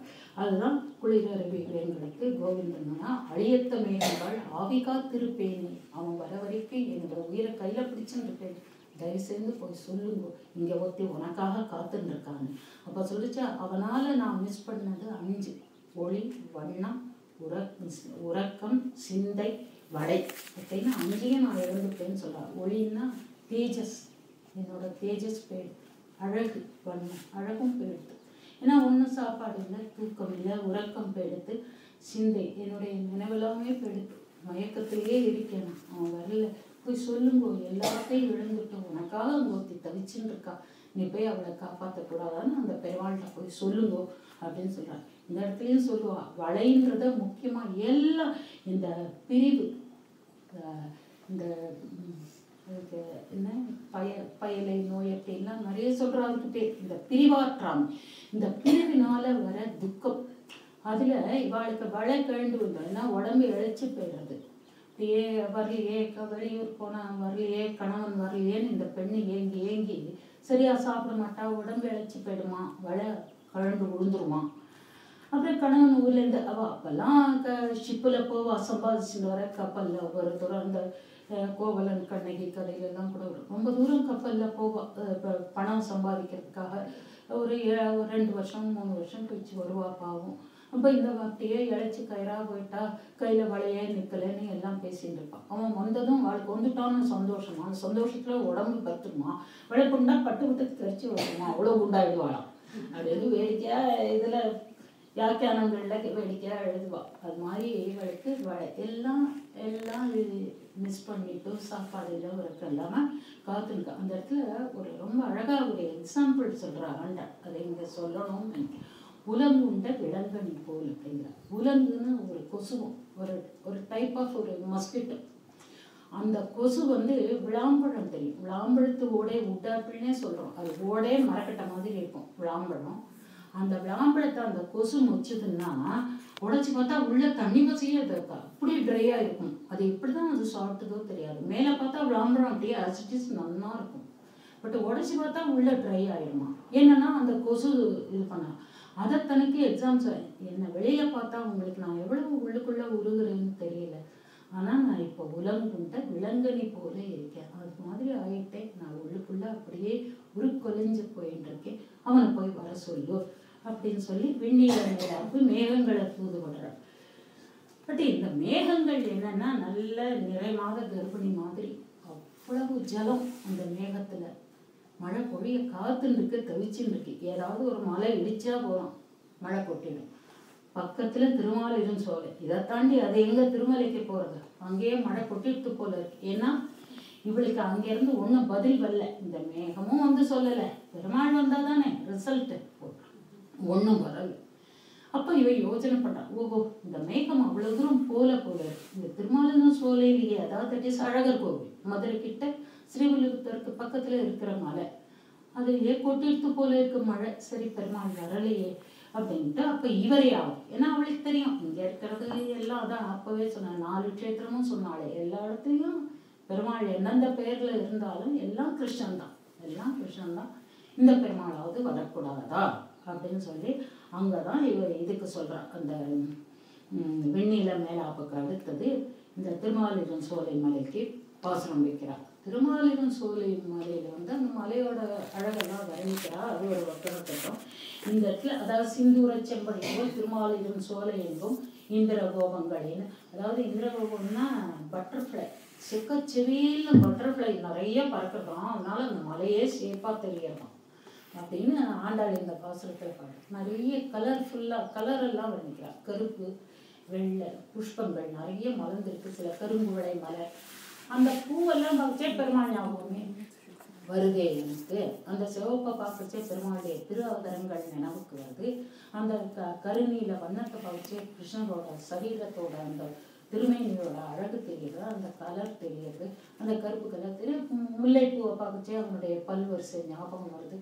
எல்லாமே எனக்கு அவன் ஞாபகத்தை தானே கொடுக்கறது, அவன் வரமாட்டானா அப்படின்னு சொல்லி இந்த இடத்துல திருமாலிரும் சோலையில தான் இந்த நமக்கு எல்லாருக்கும் ரொம்ப பரிச்சயமான ஒரு பாசுரம் இதுல வருது. என்னன்னு கேட்டா கூடாரவல்லியில் இந்த 100 தடா சக்கரை பொங்கல் பண்ணுறதுன்னு இப்போ நிறைய பழக்கம் பண்ணிட்டோம். அதுக்கு ஆண்டாளோட இந்த பாசுரம் தான் காரணம். ஆண்டாள் திருமாலிருஞ் சோலை சுந்தரத்தோழன்னு பேர். சுந்தரபாகு அது தமிழில் சுந்தரத்தோழன், சுந்தரராஜன்னு சொல். அந்த பெருமாளுக்கு 100 தடா நிறைய வெண்ணெய் சமர்ப்பிக்கிறேன், 100 தடா நிறைய அக்கார அரிசில் சமர்ப்பிக்கிறேன்னு வேண்டிக்கிறேன். இந்த பாசுரம் தான், இந்த பதிகத்துல தான் அந்த பாசுரம். நாறு நறும்பொழில் மாறிடும் சோலை நம்பிக்கு நான் 100 தடா வெண்ணெய் வாய் நேர்ந்து பராவி வைத்தேன், 100 தடா நிறைய அக்கார அடிசில் சொன்னேன், ஏறு துருவுடையான் இன்று வந்து இவை கொள்ளும் கொலோ. இன்னைக்கு அவன் இதெல்லாம் சாப்பிட்டுட்டு போகக்கூடாதா, போவானா அப்படின்னு சொல்லி ஒரு 100 தடா வெண்ணெய், தடான்னா ஒரு பாத்திரம், கங்காளம்னு சொல்லுவோம், ஒரு பாத்திரம், அது 100 பாத்திரத்துல வெண்ணெய் வைக்கிறேன், 100 பாத்திரத்துல அக்கார அரிசி. ஆண்டாள் ஒவ்வொரு பதிகத்தையும் ஒரு விஷயம் உள்ள வச்சிருக்கான்னு சொல்றேன். இந்த பதிகப்படி இதுக்குள்ள வச்சிருக்கிற விஷயம் என்னன்னா, பெருமாளுக்கு ரொம்ப பிடிச்சது நவநீதம், கிருஷ்ணனுக்கு அக்கார அரிசில் சொன்னான். இது ரெண்டையும் எங்க பார்க்கலாம் அப்படின்னு கேட்டா, நவநீதம்ங்கிறது பெருமாளுக்கு பிடிக்கும்னு நம்ம நிறைய கிருஷ்ண சரித்திரத்துல ஸ்ரீமத் பாகவதத்துல நிறைய இடத்துல சொல்றோம். அதுக்குதான் வேடிக்கையா சொல்வா, லக்ஷ்மி தாயார் பார்த்தாலும் நம்ம எப்படி வந்தா பெருமாள் நம்மளை ஸ்வீகரிப்பாரு. பார்க்கடலை கடைஞ்சாலும் கடைஞ்சா என்ன ஒரு மேல வெண்ணெய் தான், வெண்ணெய் மாதிரி நவநீத மாதிரி நம்ம வந்தோம்னா பெருமாள் டவக்குன்னு எடுத்துட்டுருவாருன்னு அவளுக்கு தெரியும். அதனால்தான் பார்க்கடலிருந்து வந்தா. பெருமாளுக்கு நவநீதம் பிடிக்கும்ன்ற ரகசியத்தை தெரிஞ்சுட்டு தாயார் பார்க்கடலை கடையரிச்சு மேலே வந்தா பெருமாள் ஸ்வீகரிச்சிருந்தார் அப்படின்னு ஒரு வேடிக்கையா சொல்லுவோம். சரி, அதே மாதிரி இங்கே அக்கார அரிசியில் அங்க சொல்றா, மூடனை பெய்து முழங்கை வழிவார கூடியிருந்து எங்க கூடாரை வெல்லும் சீர் கோவிந்தா சக்கரை பொங்கல். அது பெருமாளுக்கு அது ரெண்டும் ரொம்ப பிடிக்கும் அப்படின்னு இவ பிரார்த்திச்சுட்டு பண்றேன்னா, இதை தான் ஆண்டாள் பண்ணாம விட்டுட்டா பின்னால ராமானுஜர் காலட்சேபத்துல பாஷைக்காரர் இந்த மாதிரி ஆண்டாள் வாய் நேர்ந்து பராவியத்தேன் நேர்ந்துக்கிறதுன்னு நம்ம தமிழ்ல ரொம்ப அது வழக்கம், பிரார்த்திச்சுட்டேன் அப்படின்னு சொல்லியிருக்கா.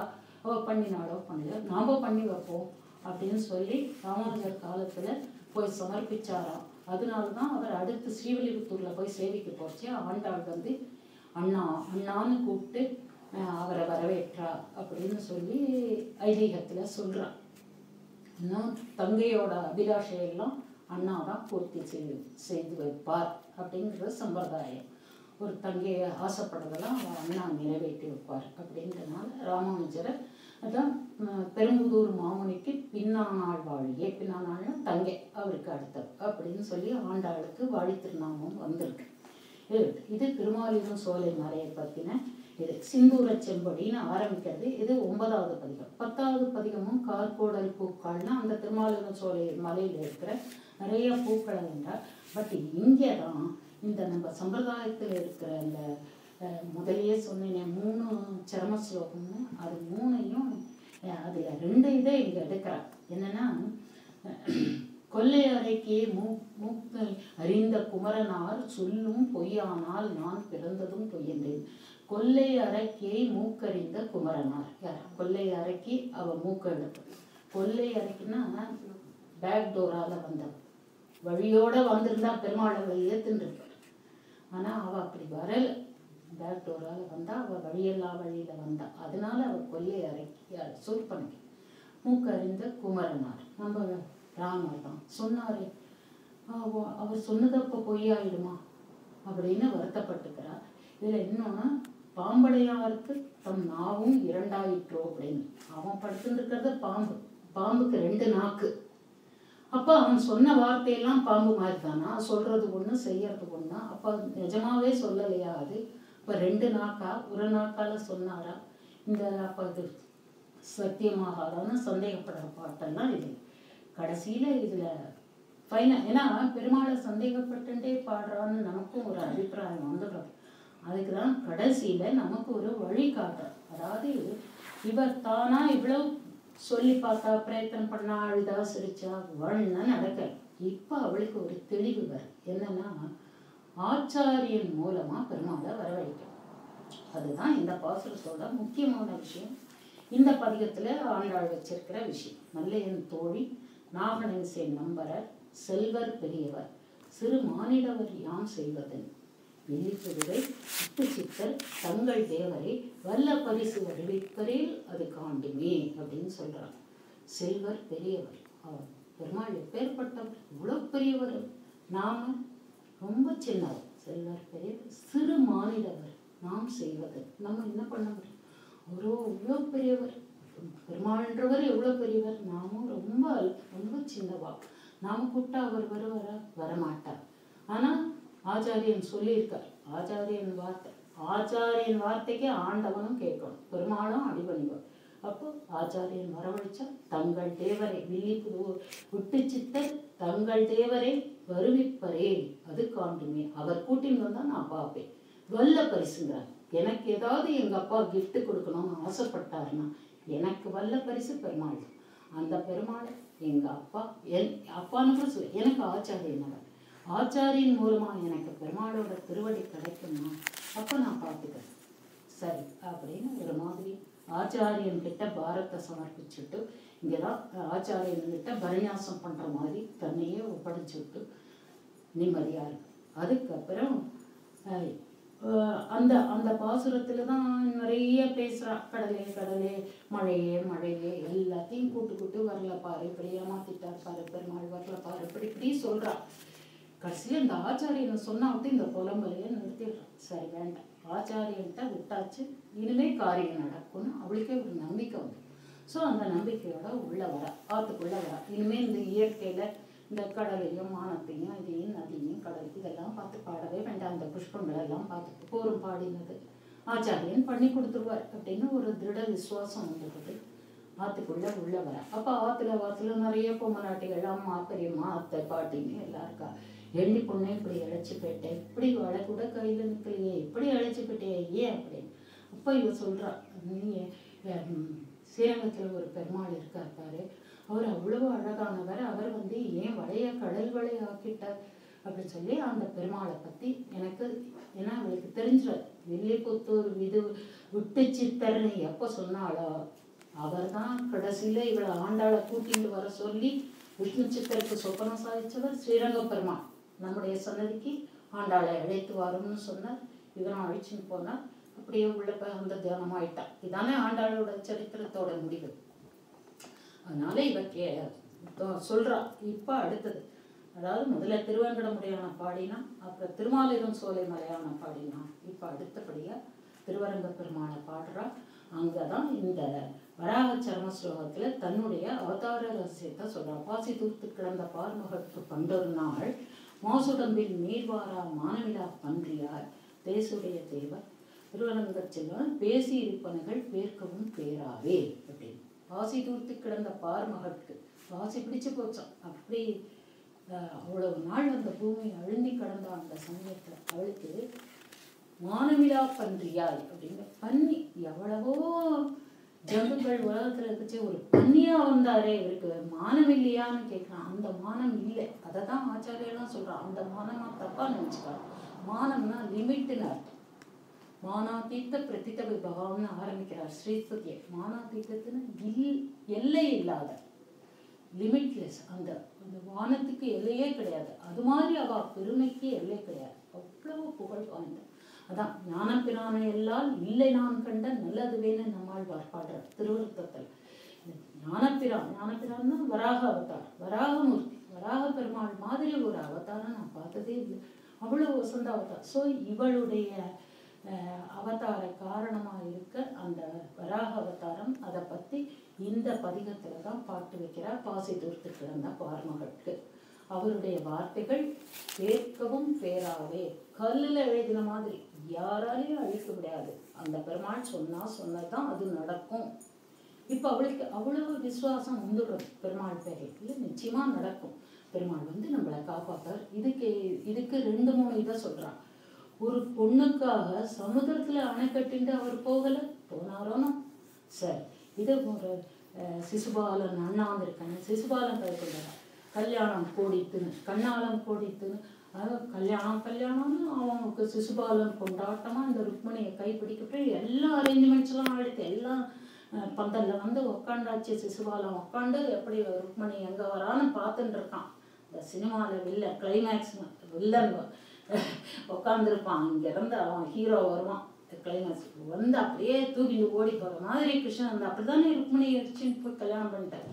ருக்மணியை அப்படி தூக்கினேன். ஸோ கடைசி நேரத்தில் வந்து காப்பாற்றினாரும் என்னையும் அந்த மாதிரி காப்பாற்றுவார் அப்படின்னு தனக்குள்ள. ஏன்னா எப்படி காப்பாற்றுவோம், உனக்கு எப்படி இந்த நம்பிக்கை வந்தாலும் சொன்னாரே பார்மகளாக இருந்தபோது அந்த சமுதிரத்தில் என்னை உதாரணம் பண்ணி எடுத்த போது சொன்ன வார்த்தை இருக்கே, அது கல்லில் எழுதின வார்த்தை. அதை யாராலையும் அழிக்க முடியாது. கண்டிப்பாக பெருமாள் வருவார், என்னை காப்பாற்றுவார்.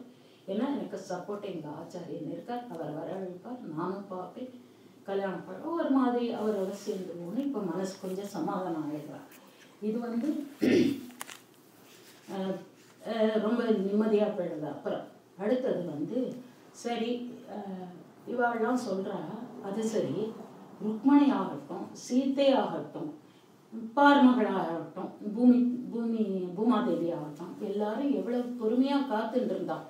இன்னைக்கு ராமன் எடுத்துன்னு போய் மறுநாளே கூட்டின்னு வந்துட்டாரா ராமர்? இல்லையே, 10 மாதம் காத்துட்டு இருந்தா பாவம். இவ பாசி குடிக்கிற வரைக்கும் பூமிக்கு அடியில் கடந்தா, சந்தத்துக்கு அடியில் கடந்தா. அந்த ருக்மணி கல்யாணம் கோடித்துனா அந்த சிசுபாலன் எவ்வளவு நாள் கல்யாணத்துக்கு ப்ரிப்பரேஷன்லாம் பண்ணான். அப்போவே வந்து கூட்டின்னு போனான்னா இல்லையே, கடைசியில் தான் வந்தார். கொஞ்சம் காத்துருக்கு, நீ ரொம்ப அவசரப்படாது, நீ வெயிட் பண்ணு, ஒருவர் பெருமாள். அதுக்காக இப்படி உருகி உட்கொழிஞ்சு போய் உன் அழகெல்லாம் கெடுத்துட்டு அப்படிலாம் இருக்கக்கூடாது, தெம்பாரு வந்துருவார் அப்படின்னு இந்த லேடிஸ் எல்லாமும் சொல்கிறார். அப்போ தான் இவ சொல்கிறா, மற்றிருந்தீர்களுக்கு அறியலாகான்னு அடுத்த பதிகம். அது வந்து 12வது பதிகம். 13, 14, 14ல் முடிச்சு விடுறா. 12வது பதிகத்தில் இவ என்ன சொல்கிறான்னா, ஊமையரோடு செவிடர் வார்த்தை. நான் சொல்கிறது எல்லாம் ஊமைகிட்ட செவிடர்கிட்ட பேச. ஊமைகிட்ட பேசியும் பிரயோஜனம் இல்லை, ஏன்னா பதில் சொல்ல முடியாது. செவிடுகிட்ட பேசினா காதில் விட போகிறது. அதனால ஊமையரோடு செவிடர் வார்த்தையாக போகிறது. என்னென்ன ஒன்றா இதெல்லாம் எனக்கு எது ஒன்றா சரியாக போகாது, நீங்கள் என்ன வேணா சொல்லுங்க. ஏன்னா அப்போ தான் சொல்கிறா நம்மாழ்வார் ஒரு இடத்துல ரொம்ப அருமையான வார்த்தை. எங்கள் அம்மா கிட்ட நான் இதை சொன்னேன். எங்கள் அம்மா பாவம் பெற்றுட்டேன்னா இருக்கச்சே சொன்னேன். நிஜமாவே ஒரு பரமவதிக்கிறதுக்கு அந்த ஒரு 2 மாதம் முன்னால் சொன்னேன். அந்த 2 மாதத்துல எங்கள் அம்மா இதை எவ்வளோ தூரம் சொல்லி அனுபவிச்சான்னு நினைக்க எனக்கு என் நெஞ்சினால் நோக்கி காணீர்னு நம்மாழ்வார் ஒரு வார்த்தை வைக்கிறார். எங்கன்னா திருக்கோளூர் பாசுரம். இது கொஞ்சம் இந்த விஷயத்தை விட்டு வெளியில் போகிறேன்னா கூட கொஞ்சம் அனுபவிக்கக்கூடிய விஷயம், அதுக்காக சொல்கிறேன். அதாவது என் நெஞ்சினால் நோக்கி காண. நீங்கள் நிறைய லிட்ரேச்சரில் படிச்சிருக்கலாம், இங்கிலீஷில் எல்லாம் கூட அது வந்திருக்குமா இருக்கும். பட் நான் படித்தது திருவாய்மொழியில். அதில் சொல்கிற போது திருக்கோளூர் பாசுரத்தில் அந்த தாய் பாசுரம் அவள் கேட்குறா பொண்ணை பார்த்து, ஏண்டி இந்த பெருமாளை பார்த்து நீ ஏன் உருகிற, இப்படி உருகு, எனக்கு ஒன்றுமே தெரியலையே. நம்மளாம் அப்படி தானே இருக்கோம், நம்மளாம் அந்த தாயார் நிலைமை தான். ஆழ்வார்கள் உருகிற அளவு நமக்கு உருக தெரியலை, என்ன இருக்கு இந்த பெருமாளை பார்த்து நீ ஏன் இப்படி உருகிற அப்படிங்கிறச்சு அந்த இடத்துல ஆழ்வார் ஒரு வார்த்தை, என் நெஞ்சினால் நோக்கி காணு. நீ உன் கண்ணையும் உன் மனசையும் வச்சு பார்த்தா உனக்கு ஒன்றும் புரியாது. நீ என் நெஞ்ச வச்சு, நீ என்னுடைய கண்ணை வச்சுப்பா, என் வழியில் நிற்பார்.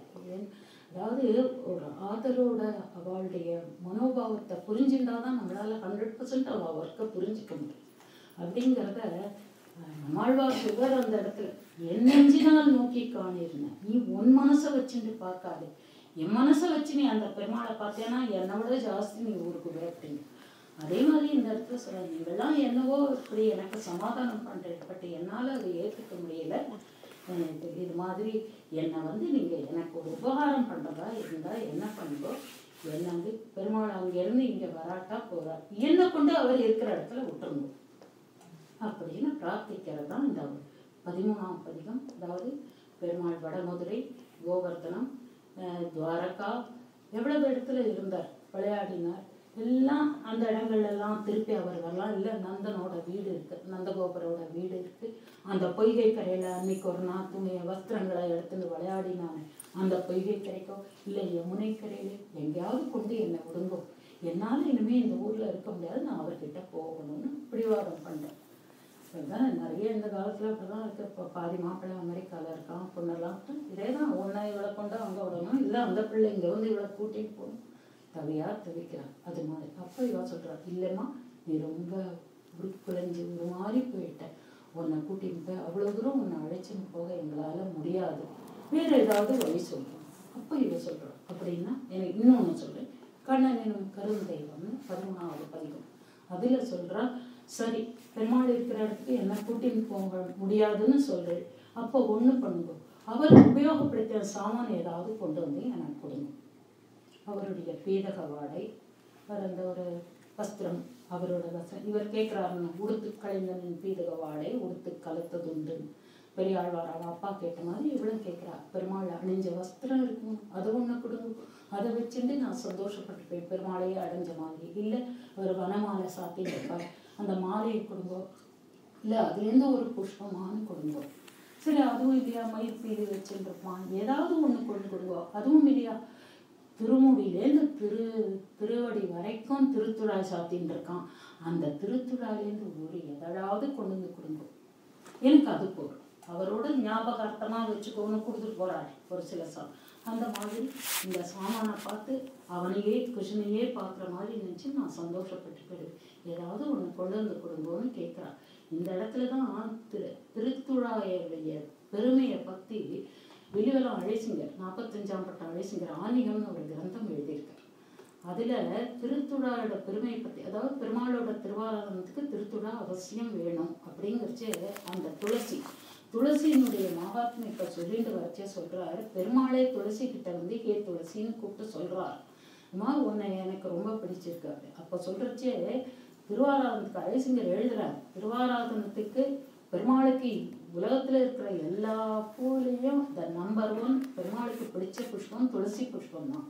அது பார்த்தா ஆச்சரியமா இருக்கும், இவ்வளோ இப்படி குச்சி ஆட்டம் வருது, அதுல வயலுக்கு குட்டி குட்டியா 2-3 பூ பூக்காரு. பெருமாள் என்ன அதை ஆசைப்படுறாங்க, ஏன்னா திருத்துழாதான் பெருமாளுக்கே அற்றுத்து இருந்தது. மற்ற எல்லாத்தையும் வச்சு இதை வச்சு அர்ச்சனை பண்ணுங்கோ, அதை வச்சு அர்ச்சனை பண்ணுங்கோன்னு எல்லா பெருமாளுக்கும் சொல்லுவார். ஆனா பெருமாளுக்கு சொல்றச்சே திருத்துழாயை வச்சு பெருமாளுக்கு அர்ச்சனை பண்ணுங்கோன்னு சொல்றதோட நிறுத்த மாட்டான். திருத்துழாயை வச்சு வேற எந்த தெய்வத்துக்கும் பண்ணக்கூடாது. அதுதான் திருத்துழாய பெருமாளுக்கே, நாராயணனே நமக்கே பிறகுதான் அங்க அவர் பெருமாளுக்கு ஏத்தம் சொன்னான். அதே மாதிரி இங்க திருத்துழாய்க்கு இது ஏத்தம். திருத்துழாய் வந்து பெருமாளை தவிர வேற யாருக்கும் அர்ச்சனை பண்ணக்கூடாது. அதனாலதான் ஆண்டாள் செலக்ட் பண்ணி திருத்துழாய்க்கு ஏன் அங்க அவதரிச்சான்னா சொல்றேன். திருத்துழாய் புஷ்பம் அழைசிங்கர் எழுதுறார், அது வந்து விஷ்ணு தர்மத்துல இருக்கு. விஷ்ணு தர்மத்துல சொல்லியிருக்கு, திருத்துழாய் புஷ்பம் தான் சாத்துங்கோ, பெருமாளுக்கு அர்ச்சனை பண்ணுங்கோ. அது கிடைக்கலையா திருத்துழாய் தளம், அது கிடைக்கலையா அந்த குச்சி, அந்த இலை இருக்கிற குச்சி காஞ்சி போயிருக்கோம், அந்த குச்சியை வச்சு அர்ச்சனை பண்ணுங்கோ. அதுவும் கிடைக்கலையா செடியே வாடி போயிருக்கா அந்த கட்டை இருக்குமோ அதை உடைச்சு அர்ச்சனை பண்ணுங்கோ. அதுவும் கிடைக்கலையா வேர், திருத்துழாய் செடியோட வேரை வச்சு அர்ச்சனை பண்ணுவோங்கிற. வேரும் கிடைக்கலையா வேரடி மண், திருத்துழாய் துளசி செடி இருக்கிற அந்த மண்ணை எடுத்து பெருமாளுக்கு அர்ச்சனை பண்ணுங்கன்னு சொல்றோம். விஷ்ணு தர்மத்துல சொல்லிக்கிட்டுனா திருத்துழாய்க்கு அவ்வளவு பெருமை. அப்போ பார்க்கடல்ல நவநீதம் மாதிரி வந்தா பெருமாள் நம்மளை சுவீகரிச்சுப்பாருன்னு எப்படி தாயார் நவநீதம் மாதிரி வந்து பெருமாளோட சேர்ந்தாலும், இவ ஆண்டாள் வந்து அவருக்கு பிடிச்சது திருத்துழாய், அந்த மண்ணு கூட அவருக்கு பிடிக்கணும், அந்த மண்ணில் தான் இருந்தார். பெரியாழ்வார் எங்க கண்டெடுத்தார் அவளை, திருத்துழாய் செடிங்கிறதான் அவளை கண்டெடுத்தார். ஸோ இதான் இது மாதிரி ஏதாவது ஒரு சாமான் கொண்டு கொடுங்கன்னு பிரார்த்திக்கிறார். ஸோ இதோட முடிச்சது. அப்புறம் இவருக்கு பெருமாள் பார்க்குறார், இவ ஆச்சாரியனை வேற இழுத்துட்டா. இவ தவிக்கிறது ஒரு பக்கம் இருக்கட்டும், ஆச்சாரியன் அழிச்சுட்டு வருவாருன்னு வேற சொல்லிட்டா. நம்ம சொன்ன வார்த்தை, இவளுக்கு சொன்ன வார்த்தை 3 சரம ஸ்லோகம், ஆச்சாரியன் மேலே இருக்கிற அபிப்பிராயம் எல்லாத்தையும் காப்பாற்ற வேண்டிய பொறுப்பு இப்போ பெருமாளுக்கு வந்துட்டு, சரி இவளுக்கு காட்சி கொடுத்துறதுன்னு தீர்மானம் பண்ணி இவளுக்கு கண்ணுக்கு இலக்காரார், தட் இஸ் விசிபிளா வந்துடுறார். எங்க வந்தாருன்னு சொன்னா அதுதான் கடைசி பதிகம் 14ஆம் பதிகம் பட்டிமீந்தோர் காரேறு. அதை எப்படி அமைக்கிறாங்கன்னா ஒரு டிராமா மாதிரி வச்சிருக்கா. அதாவது ஆண்டாள் வந்து பிருந்தாவனத்துக்கு போறா, எதிர சில பேர் வரா, அவளை கேட்குறா, இது மாதிரி பட்டிமீந்தோர் காரேறு பலதேவர் போர் கேட்கின்றாய் இட்டீரிட்டு விளையாட இங்கே போது கண்டீரோ, இப்படி மாடெல்லாம் வச்சுட்டு ஒரு பிள்ளை போனா நீ பார்த்தேடா அப்படின்னு இவ கேட்குறா. அதுக்கு அவா சொல்றா, இட்டமான பசுக்களை இனிது மறித்து நீரூட்டி விட்டு கொண்டு விளையாட விருந்தாவனத்தை கண்டோமே. ஆமாமா, ஒரு பிள்ளை பசுமாடெல்லாம் ஓட்டின்னு போகிறான், தண்ணி காட்டுறான், விளையாடுறான், அதுகளை விரட்டுறான். அப்போ ஒரு பிள்ளை மாடுகளோடு போகிறானே, பார்த்தோமே. எங்கம்மா பார்த்தேன்? பிருந்தாவனத்தில் பார்த்து. அப்படி சரி, அப்போ போ டுவர்ட்ஸ் பிருந்தாவனம். போகிற வழியிலெல்லாம் பார்க்குறவாளெல்லாம் கேட்குறான். அவனை பார்த்தலா தர்மமரியா குறும்பனை புறம்போல் உள்ளும் கரியானே. அவன் வெளியில மட்டும் கருப்பு இல்லை, அவன் மனசெல்லாமும் கருப்பு தான் அப்படின்னா. அதாவது இந்த கான்வர்சேஷன்ல பார்த்தேன்னா முதல் 2 வரி ஆண்டாளாவது, அடுத்த 2 லைன் அந்த பதில் சொல்றவாளாவது. அந்த முதல் 2 வரையிலையும் ஆண்டாள் ரொம்ப சுவாதீனமா கிருஷ்ணனை என்ன சொல்றது, தப்பா சொல்ற மாதிரி பாடுவோம். அதாவது தர்மமரியா குறும்பன் திட்டுற மாதிரி. தர்மமரியா குறும்பன் புறம்போல் உள்ளும் கரியான், வெளியில மாதிரியே உள்ளேயும் அவனுக்கு கருப்பான மனசு அப்படின்னு சொல்லி அந்த மாதிரி எல்லாம் பேசுவா. ஆனா அவ எல்லாரும் ரொம்ப மரியாதையா சொல்லுவோம். இவ பிராட்டி, இவ தாயா, இவ சுவாதீனமா சொல்லுவோம். ஐயோ எங்க ஆத்துக்கார் ரொம்ப மோசம்னு ஒன்னு எதிர இருக்க. ஆமாண்டி நாமளே மோசம்னு சொன்னா நமக்கே கோவம். நம்ம வேணா சொல்லலாம் நம்ம ஆத்துக்காரை பத்தி, எதிராளி எப்படி சொல்ல முடியாது. அது மாதிரி இவ சுவாதீனமா சொல்றா. ஏன்னா கிருஷ்ணன் அவளுக்கு குறும்பு பண்றவோ அவ அதை அனுபவிச்சா, இவளும் சொன்னா, இவாளும் கேட்டா, அவளும் பதில் சொன்னா. சத்தியா கடைசியில இந்த பாசுரத்தோட முடிவில் இவ என்ன சொல்றான்னா, நான் பார்த்தேன், கிருஷ்ணரை பார்த்தேன்னு சொல்லி முடிச்சுடுறான். ஸோ முடிஞ்சுடுறது இவா. தட் இஸ் நாச்சியார் திருமொழி பாசுரம் முடிஞ்சுடுறது. அதனுடைய ஃபைனலாக என்ன சொன்னான்னா, கண்டமைன்னு சொல்ற ஒரு வார்த்தை, அதாவது கிருஷ்ணரை பார்த்துட்டா. ஸோ பழைய காலத்தில் மற்றவை வெளித்துறையின்னு போட்டுருவோம். மீதெல்லாம் சஸ்பென்ஸ், நீங்களா யூகிச்சுக்க வேண்டியது உங்களோட யூகத்துக்கு விட்டுட்டேன் அப்படிங்கிற மாதிரி முடிச்சுடுறோம். இந்த இடத்துல என்ன சொல்கிறேன்னா, இந்த கடைசி பாட்டில் பருந்தாட்களில் கருள் செய்த பரமன் தன்னை பாரின் மேல் விருந்தாவனத்தை கண்டமை இல்லை கண்டமை பார்த்தேன்றத விஷ்ணு சித்தற்காவை மருந்தாம் என்று தம்மனத்தை வைத்து கொண்டு இருப்பார் பெருந்தாளுடைய பிரானடிக்கு பிரியாது என்றும் இருப்பரேன்னு மங்களமா பூர்த்தி பண்றார். என்னன்னா, இந்த பெருமாளை பிருந்தாவனத்துல பார்த்தேன்னு சொன்னாங்க. இந்த நாச்சியார் திருமொழியாகட்டும், இந்த பாசுரமாட்டும், இல்லை ஆண்டாளுடைய ஸ்ரீ சூக்திகள் 2ஐயும் படிச்சவா பெருந்தாளுடைய பிரானடிக்கு பிரியாது என்றும் இருப்பரே. அவளுக்கு கட்டாயம் பெருமாளோட திருவடி பிராப்தமாகும் எப்பவும் என்றும்னு ஏன் ஒரு வார்த்தை போட்டார். இந்த இடத்துல இது ஒரு விசேஷம் என்னன்னு கேட்டா, திருப்பாவை முடிக்கச்சே வங்கக்கடல் கடைந்த பாடுறான்.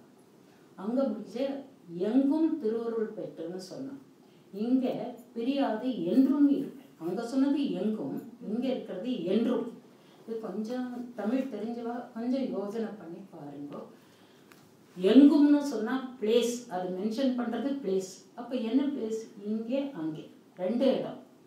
இந்த திருப்பாவை சொல்லி இதுபடி, ஏன்னா இப்பதான் பக்தி இலக்கியம். திருப்பாவை பக்தியை நமக்கு சொல்லு, கிருஷ்ண பக்தி வளர்றதுக்காக பாடப்பட்ட இந்த திருப்பாவையை பாடினோம்னா இங்க மட்டும் இல்லை க்ஷேமம் உங்களுக்கு, அங்கேயும் உண்டு. அதுதான் எங்க சேவா சுவாமி வேடிக்கா இந்த ஆழ்வார்கள்லாம் திண்டாடுறா, பேச தெரியாம இங்கேங்கிறா அங்கேங்கிறா. ஆழ்வார் கச்சிதமா ஒரு வார்த்தை எங்கும்னு போட்டா. எங்கும்னா 2 இடம்னு புரிஞ்சுக்க மாட்டோமா அப்படின்னு. அது மாதிரி எங்கும் திருவருள் பெற்று இன்புறுவர்னு திருப்பாவை முடிச்சா. எங்கும்னா என்ன, இந்த உலகத்துல இருக்கிற வரைக்கும் நீங்க சந்தோஷமா இருப்பேன். அப்புறம் ஒரு நாள் முடியலாம் போகுது, அந்த உலகத்துக்கு போனாதான் அங்கேயும் சந்தோஷமா இருப்பேன்னு ஆசீர்வாதம் பண்றாங்க. இதை தாயார் நம்ம அப்படித்தான் எடுத்துக்கணும், இதை நம்மள ஆசீர்வாதம். பட் இங்கே சொல்றச்சே என்றுங்கிற. என்றும்னு ஏன் சொன்னா, இந்த உலகத்துக்கு ஆசீர்வாதம் என்றும்னு சொல்ல முடியாது. என்றுங்கிறது இம்பாசிபிள். பிறந்தவா எல்லாரும் ஒரு நாள் போகும். அதனால என்றும்னா ஆல்வேஸ் காலங்காலமா இங்க இருக்க முடியுமா? முடியாது. ஆனா என்றும் பிரியாது இருக்கும் இடம் அந்தமி பேரின்பம்னு பரமதத்தை சொல்லும். அந்த இடத்துக்கு ஒரு கால நிர்ணயம் கிடையாது, முடிவு கிடையாது, எப்பவும். அதனால்தான் அது வில்லிபுத்தூர்காரி ரொம்ப கெட்டிக்காரியும் வரும். அது மாதிரி அந்த வில்லிபுத்தூர்காரி ரொம்ப சாமர்த்தியமா 2 வார்த்தை, இங்க எங்கும்னு சொன்னா இங்க என்றும்னு சொன்னா, இந்த 2 வார்த்தையையும் யோசிச்சு பார்த்தா அப்படியே டெப்த் போயிட்டே இருக்கும் விஷயங்கள். ரொம்ப அனுபவிக்கலாம், ஒண்ணுமே வேண்டாம். அப்படியே உட்காந்து யோசிச்சு பார்த்தா என்றும்னு ஏன் சொன்னா, எங்கும்னு ஏன், என்ன ஆனந்தமான வார்த்தைகள். இதெல்லாம் அனுபவிக்கணும். இதெல்லாம் ஆச்சாரியர்களுடைய அனுகிரகத்தால் வியாக்கியானம் நம்மளா சேவிக்கிறது தப்புன்னு தான் சொல்லுவா. இந்த காலத்தில் வேறு வழி இல்லை. கொஞ்சம் யாராவது ஒரு ஆச்சாரியனை ஆரம்பித்து கொடுக்க சொல்லிட்டு சேவிச்சா அவ்வளோ அழகாக இருக்கும். வியாக்கியானத்தோடு சேவித்து ரொம்ப ஆனந்தமாக அனுபவிக்கலாம். இதோட இதுக்கு தேசிகன் பிரபந்த சாரத்தில் ஒரு சொன்ன பாசுரத்தோட முடிக்கலாம் நினைக்கிறேன். வேயற்புகள் வில்லிபுத்தூர் ஆடிப்பூரம் மேன்மேலும் மிக விளங்க விட்டு சேர்க்கும் தூய திருமகளாய்வன் அரங்கனார்க்கு துழாய் மாலை முடிசூடி கொடுத்த மாதி நேயமுடன் திருப்பாவை பாட்டாரைந்தும் நீ இழைத்த தங்கை கையொரு திங்கட் பாமாலை 1343 அடியனுக்கு அருள் செய் அன்புடன் மீறேன். இது இல்லை, இதில் ஒரு வார்த்தை தூயன்ற வார்த்தைக்கே ஏன்னா எவ்வளவு பேசினாலும் எனக்கு எங்கள் ஆச்சாரியனை சொல்லாட்டா பூர்த்தியான மாதிரி இல்லை. இந்த தூயங்கிற வார்த்தைக்கு அவர் சேவா சுவாமி சாதிக்கிறது தூயன்னா பியூரிட்டியை சொல்றது. தூய திருமகள்னு ஏன் சொன்னார் தேசிகன்? ஆண்டாள தூய திருமகள்னு ஏன் சொன்னார் அப்படின்னா அவகிட்ட என்ன தூய்மை இருக்கு? அகத்தூய்மை, புற தூய்மை, திருத்துழாய் மாதிரி எம்பெருமானுக்கென்றே அற்றத்தில் வேற எதுக்காகவும் எந்த தெய்வம் மானிடவர்க்கென்று பேச்சுப்படை வாழவில்லைன்னு சொன்னவர். அவர் பெருமாளுக்காகவே பிறந்தார், பெருமாளுக்காகவே வளர்ந்தார், பெருமாள் திருவடியே சேர்ந்தார். இது அவர்கிட்ட இருந்த தூய்மை. இது ஜென்ரலாக எல்லாரும் சொல்லார். ஆனால் எங்கள் சுவாமி சொல்லுவார், பெருமாள் கல்யாணங்கிறது அவ்வளவு சுலபமாவா நடக்கிறது? ஒத்திய கல்யாணம் பண்ணிக்க வில்ல முடிக்க வேண்டியிருந்தது, ஒத்திய கல்யாணம் பண்ணிக்க 7 காளைகளை அடக்க வேண்டியிருந்தது, ஒத்திய கல்யாணம் பண்ணிக்க முகூர்த்த டயத்தில் போய் தூக்கிட்டு ஓட வேண்டியிருந்தது. எவ்வளோ கஷ்டப்பட்டார் பெருமாள் இந்த பொங்கல் எல்லாம் கல்யாணம் பண்ணிட்டார். ஆண்டாள் அப்படியே லட்டு மாதிரி இவனுக்காகவே கனிஞ்சு காத்துண்டார். வாவான்னு அழிந்து ஓடிவிட்டு எவ்வளோ சுலபமாக ஆண்டாளை பெருமாள் கைப்பிடிக்க முடிஞ்சது. இது ஒன்றும் தூய்மைன்னு எங்கள் ஆச்சாரியன் சொல்லுவார். நிஜமாவே இருந்துச்சு சொந்த சீதையாகட்டும் எல்லா கல்யாணத்தையும் பெருமாளும் கொஞ்சம் எஃபர்ட் போட்டார். பட் இதில் ஒன்றும் எஃபர்ட்டே இல்லை. எஃபர்ட்லெஸ்ஸாக ரொம்ப சௌகரியமாக தூக்கின்னு போய் கல்யாணம் பண்ணிட்டார். ஸோ இது ஆண்டாள் திருமணம் இதோட முடியாது. 5 நிமிஷம் 5 சரி 5 ஆகிட்டோம். ஒரே ஒரு 5 நிமிஷத்தில் ஒரு சின்ன ஏன்னா முடிச்சுட்டேன். இதை ஒரு ரசனை காசு. ஏன்னா எங்கள் தாத்தா மதுரையில் பெரிய வித்வானாக இருந்தார். அவர் இந்த கோதை பிறந்தவருக்கு ரொம்ப அழகாக ஒரு வியாக்கியானம் எதிர்க்கார். அதை சொல்கிறதுக்காக தான் இந்த 5 மினிட்ஸ் டைம் கேட்குறேன். கோதை பிறந்தவர் கோவிந்தன் வாழுமோ சோதிமணி மாடம் தோன்றுமோ தீதிலா நல்ல பக்தர்னு சொல்லுவார். நீதியால் நல்ல பக்தர்னு 2 வருஷம். நீதியால் நல்ல பக்தர் வாழுமோ 4 வரிகள் ஓதுமோர் வில்லிபுத்தூர் வேத கோனூர். இது எல்லாருக்கும் தெரிஞ்ச பாட்டு தான். தமிழில் வெண்பான்னு ஒரு ஸ்டைல் உண்டு. வெண்பா பாடல் சந்தசதெல்லாம் வெண்பா. இந்த கோதை பிறந்த ஊர் இந்த வெண்பால எப்போவுமே இந்த 4வது அடியை கொண்டு ஃபர்ஸ்ட் வச்சுக்கணும். அங்கிருந்து அர்த்தம் பார்க்கணும். வில்லிபுத்தூர் வேத கோனூர் கோதை பிறந்த ஊர் கோவிந்தன் வாழும் எல்லாமே ஸ்ரீவில்லிபுத்தூரை பற்றி பாடுற பாட்டு தான் இது. ஆனால் கூட இது அப்படி வச்சுக்கணும். இதில் வேதம் அவதரிக்க வரணும். ராமன் அவதரிக்க போறான்னா அதுக்கு முன்னால வேதம் அவதரிச்சுட்டான். ராமாயணமா இது சொல்லும். ராமாயண மகாத்மனான்னு அந்த ஸ்லோகம் இருக்கு. ராமன் அவதரிக்கிற போது வேதம் ராமாயணமா அவதரிச்சிருந்தேன். அது மாதிரி ஆண்டாளும் பெருமாளும் அவதாரம் பண்ண போறான்னு சொன்னது இந்த வேதத்துக்கு தான் அவதரிக்கணும்னு தோணியிருப்பான். சரி இதுக்கு சூட்டபிள் பிளேஸ் எதுன்னு பார்த்ததும் ஸ்ரீவில்லிபுத்தூரை செலக்ட் பண்ணிடும். சரி இங்கே அவதாரம் பண்ணுவோன்னு முதல்ல வேதம் வந்துருக்கு. யாரு? வேதாத்மா விஹகேஸ்வரகான் பெரியாழ்வார் அப்படியே சாட்டா பெரிய திருவடி தான். கருடன் தானே பெரியாழ்வாரை அவதரிக்கார். கருடனுடைய ஆத்மாவே வேதம் தான். அதான் பெருமாளுக்கு திருக்கண்ணாடி போல. பெருமாள் வேதத்துல தன் முகத்தை பார்க்கறான்னா வேதம் மொத்தமும் பெருமாளை சொல்றது. பெருமாளுக்கு கண்ணாடி கருடன். அதனால்தான் சன்னதியில நேர பெருமாளுக்கு நேர கருடாழ்வார இட பண்ணியிருப்பா. பெருமாள் தன்னை பார்த்துக்கிற கண்ணாடி. ஆனா வேதத்துல மொத்தமும் பெருமாள் புகழ் தான். அதனால முதல்ல வேதாத்மாவான பெரியாழ்வாரை ஸ்ரீவில்லிபுத்தூர்ல அவதரிச்சுட்டார். இது வேதக்கோனூர். வில்லிபுத்தூர் வேதக்கோன் ஊர் வச்சா பத்தி முதலேந்து வரணும். இந்த வேதம் அவதரிச்சதும் தன்னுடைய காரியம் நடக்கணுமே கோதை பிறந்தார். கோதை பிறந்தாச்சுன்னா தாயார் விட்டு பெருமாள் அங்கே உட்காந்துருப்பாரா? இன்னும் கோவிந்தன் வந்துட்டார். வாழும் ஊரம். மற்ற ஊர்லலாம் அங்கங்கே போவார். ஆண்டாளை விட்டு அண்ணன் போக மாட்டேன்னு கோவிந்தன் வாழும் ஊர் வாழ நமக்கு வாழ வேண்டிய ஊர் தான், ஆண்டாள் இருக்கிற ஊர் தான். அவர் வந்துட்டாராம் வாழணும். சோதி மணிமாடம் பெருமாள் தாயார் 2 பேரும் வந்தாச்சுன்னா அந்த ஊரே ஸ்ரீவைகுண்டம் தான். சோதி மணிமாடம் தோன்றும். ஸ்ரீவைகுண்டத்தை பாஷைக்காரர் வைகுண்ட கத்தியத்தில் அவ்வளோ அழகாக வர்ணிப்பார். ஸ்ரீவைகுண்டங்கிறது எப்படி இருக்கும், அப்படியே மணிமாடங்களும் அப்படி இப்படி இருக்கும், அவ்வளோ அழகாக இருக்கும். சோலைகளும் நந்தவனங்களும் அப்படின்னு ரொம்ப அழகாக இருக்கும். சோதி மணிமாடம் என்ன அப்படி இப்படி இருக்குமா அந்த ஊரெல்லாம். ஏன்னா பெருமாளும் தாயாரும் ஏழியாச்சுன்னா ஊரே ஸ்ரீவைகுண்டம் மாதிரி சோதி மணிமாடம் தோன்றும். சரி, பெருமாள் வந்தாச்சு, வேதம் வந்தாச்சு, வைகுண்டமே வந்தாச்சு. அப்போ அந்த இடத்துல ஒலிக்க வேண்டியது சோதி மணிமாடம் தோன்றுமோ நீதியால் நல்ல பக்தர் வாழ்வார். நிறைய பக்தர்கள்லாம் வந்துட்டான். பக்தர்கள் இல்லாமல் பெருமாளுக்கு வேலையே. பக்தர்கள் வந்தாச்சு, 4 முறைகள் போகுது. எல்லாரும் வேதம் சொல்ல ஆரம்பிச்சிட்டாங்க. வில்லிபுத்தூர் வேதம். சரி, அது மாதிரி பெருமாள் வந்தது, வேதம் வந்தது, தாயார் வந்தா, பெருமாள் வந்தா, பக்தர்கள்லாம் வந்தா, எல்லாரும் வேதம் சொல்றாங்க. இதுதான் சுவாமி வில்லிபுத்தூர். இது வில்லிபுத்தூரோட ஏற்றம். ரொம்ப சந்தோஷம். ஏதோ எனக்கு தெரிஞ்சதை சொன்னேன். உங்களுக்கெல்லாம் எப்படி இன்ட்ரெஸ்டாக இருந்ததா போகிறதுல எனக்கு சொல்ல தெரியல. எனவே இது வந்து ஆண்டாள் விஷயம்.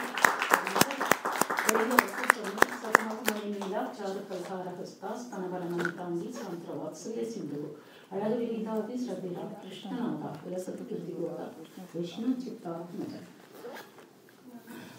Mom, a question about the